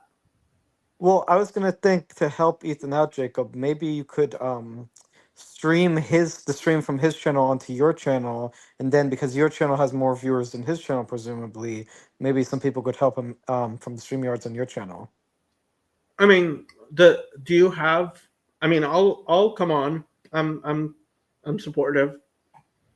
I'll let people know. Well, I've been messaging with McMo, but Okay. McMo refused to tell me whether or not he's going to stream. And I think McMo wants to cause chaos, but I also want to cause chaos to him. So McMo and I are currently in a death match. Death And matches can be fun. yeah, it's great. So we're probably both going to simulcast each other, and then I'll probably just give in because he's my authority because he's been here longer, and then I'll return after the end of that or something. I don't know. Like I said, I'm just winging it. So I just wanted to ask, is there anything practical that I need to know? If I don't know, I'm going to be like, man, I really should have asked somebody for wisdom earlier. No, the only thing. So if nobody's taught you how to screen out porn bombers, you might want to do that. So basically, especially when you have a stream going for a while, but people will come on trying to, and what they will do is they will switch their video to porn, and have you had experience with anything like that? With porn? I mean, No, I mean with somebody trying to stream porn onto your stream. No, I've never done a stream before. It's my first stream. Oh, I mean, I've used StreamYard. I've played around with it. I've like read about it. I've used things like StreamYard, but I have not done. I don't think I did a live stream before. Believe it or not, Father Eric one time got successfully porn bombed by someone who was coming on, and it wasn't just one time. It's happened several times. It's happened to me as well. Okay, I only remember one time, but yeah, I mean, it was successful on his stream, which is kind of crazy. He tries to be very good about keeping people off. So what? I mean, first of all, you have to realize that people will take names from people in the chat. So just because somebody comes on with a name from the chat doesn't mean that they're actually thing.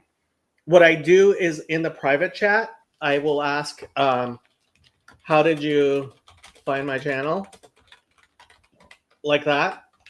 And generally a porn bomber has not spent enough time to actually know what you're talking about. So it's like they say Paul Vanderklay or something like that, then you know, okay, this is somebody who's actually knows something.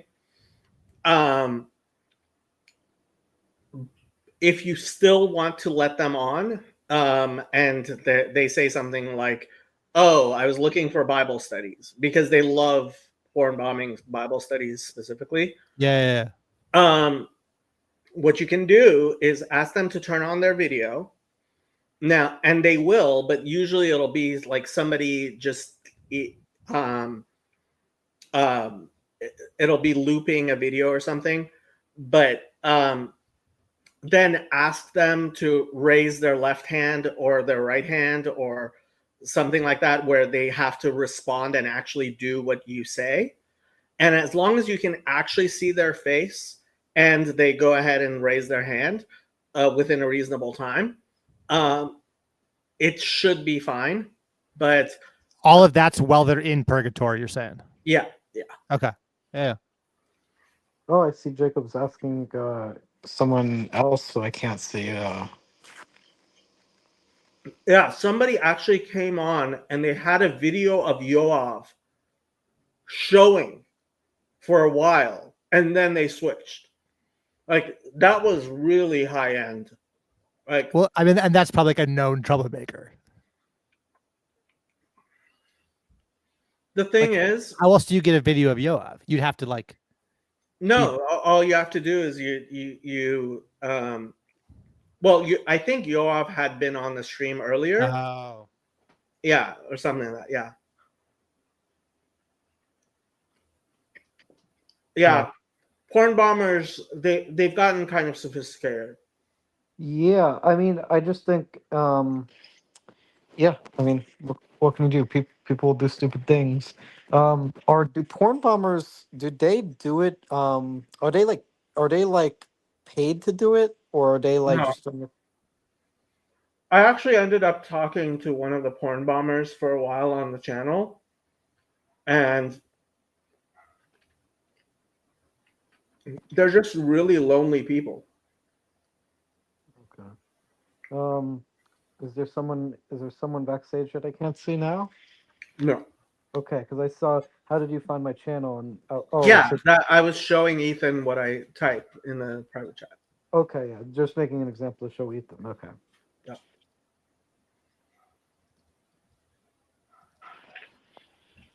Yeah, that's the only thing you kind of have to be. And worst comes to worst, okay, you get a porn bomber. It's not a huge deal.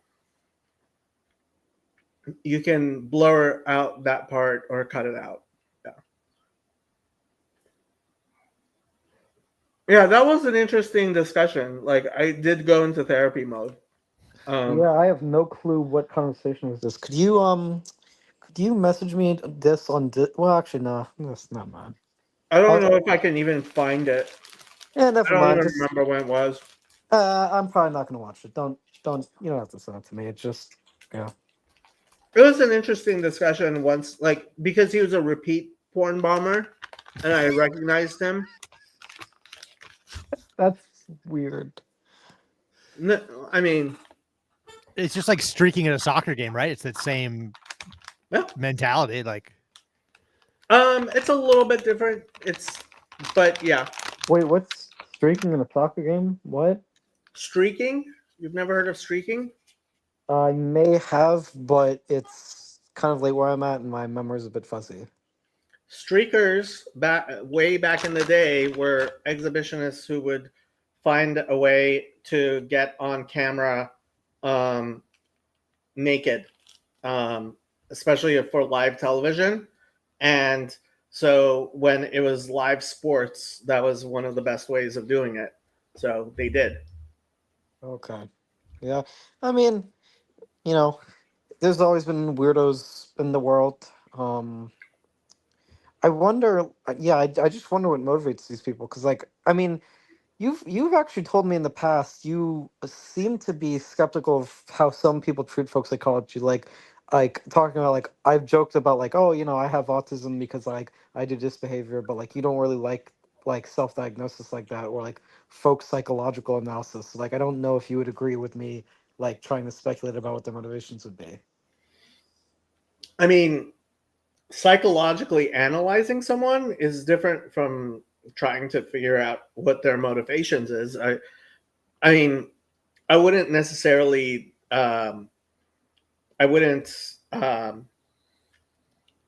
whatchamacallit, I wouldn't like pathologize. Like, there are people who seem to think that they are wow, that is pretty thing. Like, intellectual humility is a thing. It's an important thing. Like, recognizing the limits of your own capacity to know things is important and good. And that really doesn't answer my question, but okay. well, I think it's interesting that autism is cool now. And I have a theory. If I was going to make a bet, I would bet that the same thing that happened with, like, LGBTQIA plus will slowly happen to, like, the mind. And that there's going to be it'll be cool to have some kind of mental thing, and there'll be a series of, and autism is the first one. That's my bet. That's been true for a while. Has it? Wow. Yeah. And she is going to. Good job.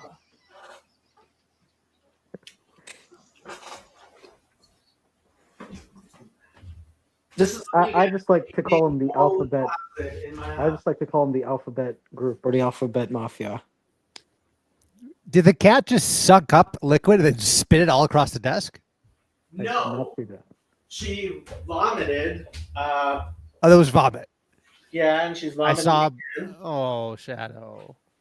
She's been eating wrappers, which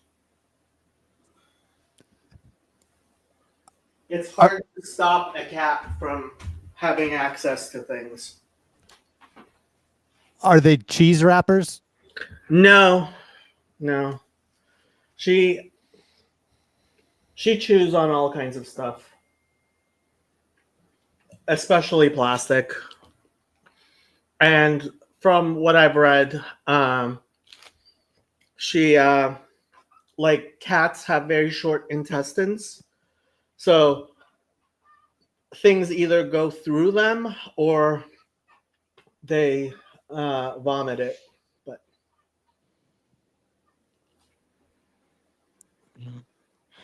no, I think Is she usually well behaved? Well, Okay. I mean, this isn't bad behavior. Yeah.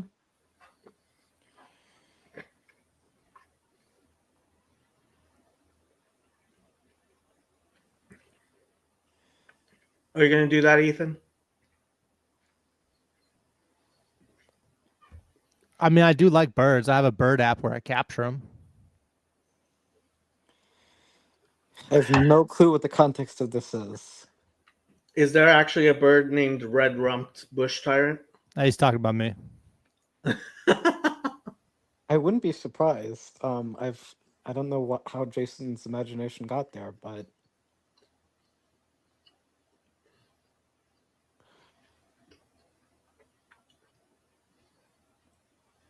I don't know enough about birds to know if those are real birds.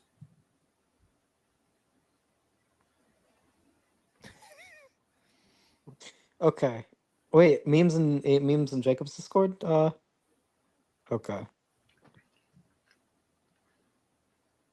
Black-legged kittiwaki, horned puffin. I knew that. Yeah, I just got a puffin this weekend. It was great. Common myrrh. Yeah, the murs just dive off rocks.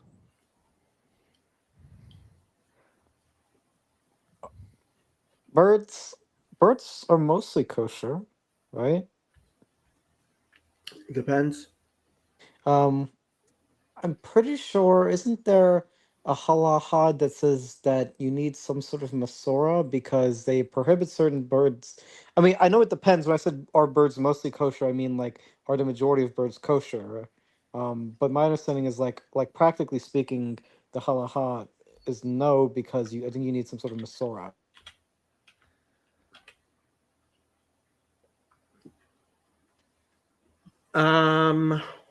Well, I'm not following Amjad Taha, so I don't know anything about him. I can't.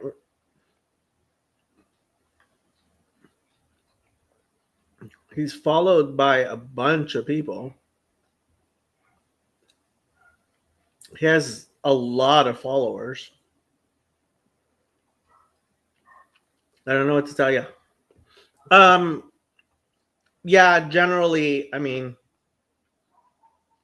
whether a bird is kosher or not, it's, yeah.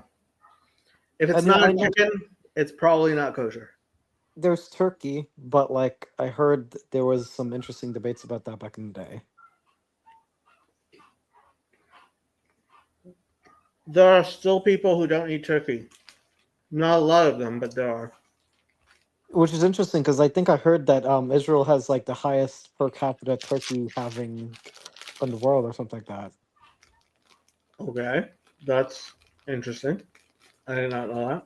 Oh no, I just brought that up because it seems like most Jews do eat turkey. Most Jews do, including most Orthodox Jews. But yeah, for real. How do these names happen? Come on, Ethan. You're our bird etymologist. Whoa, I don't know anything about bird etymology. I know a little bit about normal etymology. I know a little bit about birds. I ain't got no crossover special there.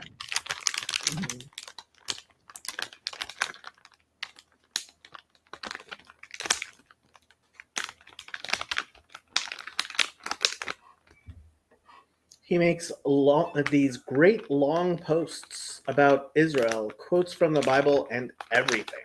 Inspiring. I suspect Don McDee is being sarcastic. No. Right now, it's all war posts. I can see that. Okay. Well, I said I suspect he's being sarcastic. I didn't say he was. So what does it mean to say no? I don't suspect that.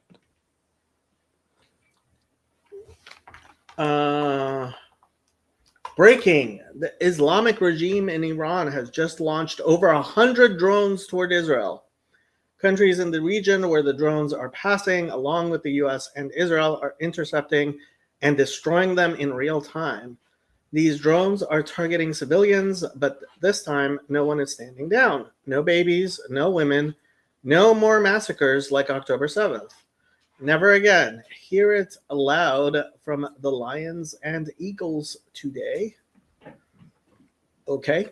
Sounds like he's, I mean, I hate to say it, but sounds like he's a Saudi spokesperson. Best Friday and Shabbat ever. This feels like an early Christmas. Peace through strength, as President Trump says. Pick a side, good or evil. There is no middle ground. Reports confirm that Israel has delivered a clear warning to the Islamic regime in Iran. If you retaliate, Supreme Leader Khamenei, his wicked son, his advisors, and the entire leadership of your regime will be eliminated within 1 week. This is a historic moment. Stand with humanity, not with the anti-Semitic Muslim Brotherhood activists polluting the West. Stand with the rising lions, not with the monsters who kidnapped babies, raped women, and burned the elderly alive. The Islamists in Tehran didn't just target Jerusalem, they aimed their missiles at Mecca before it. Again, that's who they are. Pick a side. Good or evil, there is no middle ground. He really sounds like a Saudi apologist.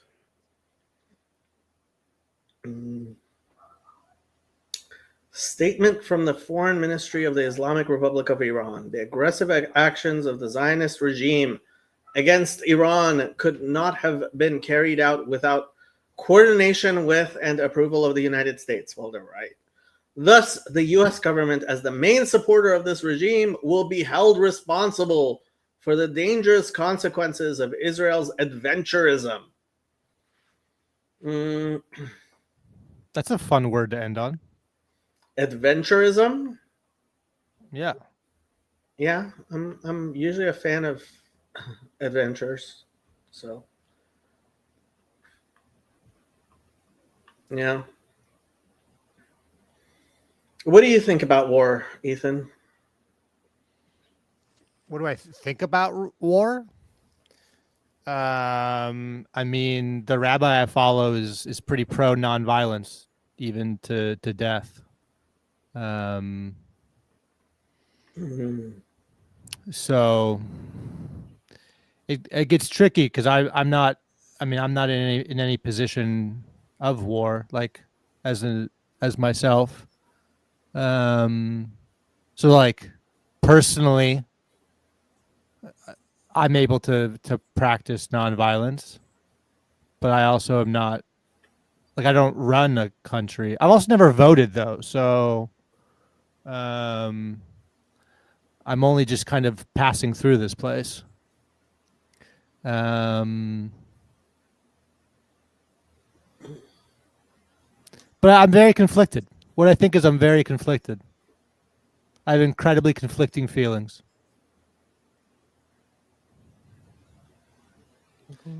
Because like I go to the gym and I think like if I go to the gym and if I can't, like if there was a bully and I couldn't stop a bully, then why even go to the gym at all? And that's not a particularly peaceful thought. I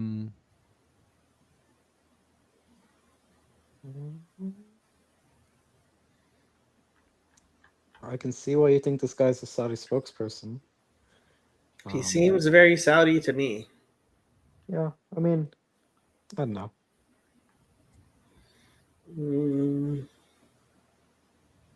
From the UAE.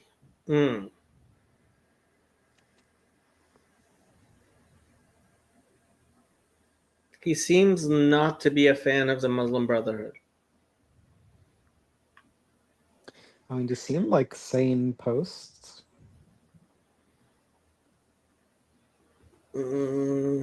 Maybe. Hudson Institute.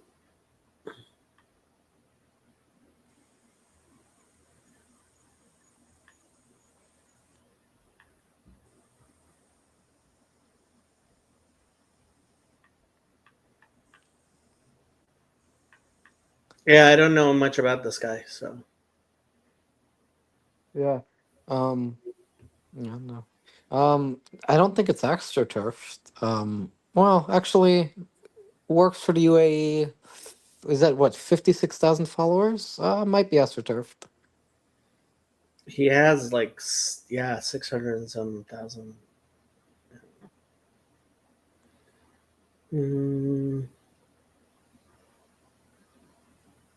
A time for war and a time for peace. Yeah. Is there any Time place in the Talmud that talks about war? What? Is there any place in the Talmud that talks about war? The Talmud is pretty long, and it talks about almost everything.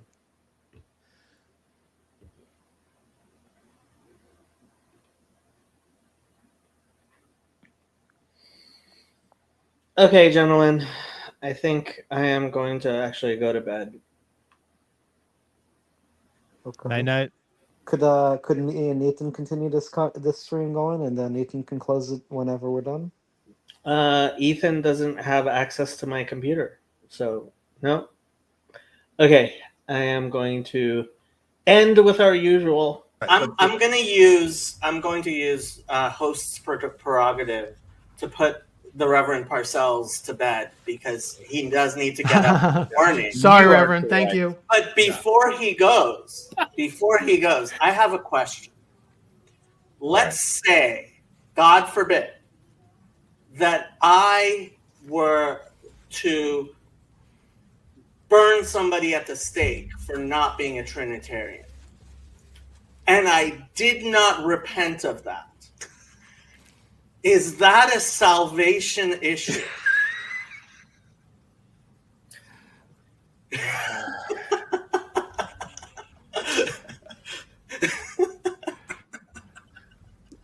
Sometimes Jacob takes There's a that devil's proverb. advocate thing too Isn't there a far. proverb that says something like "Don't answer a fool according to his folly."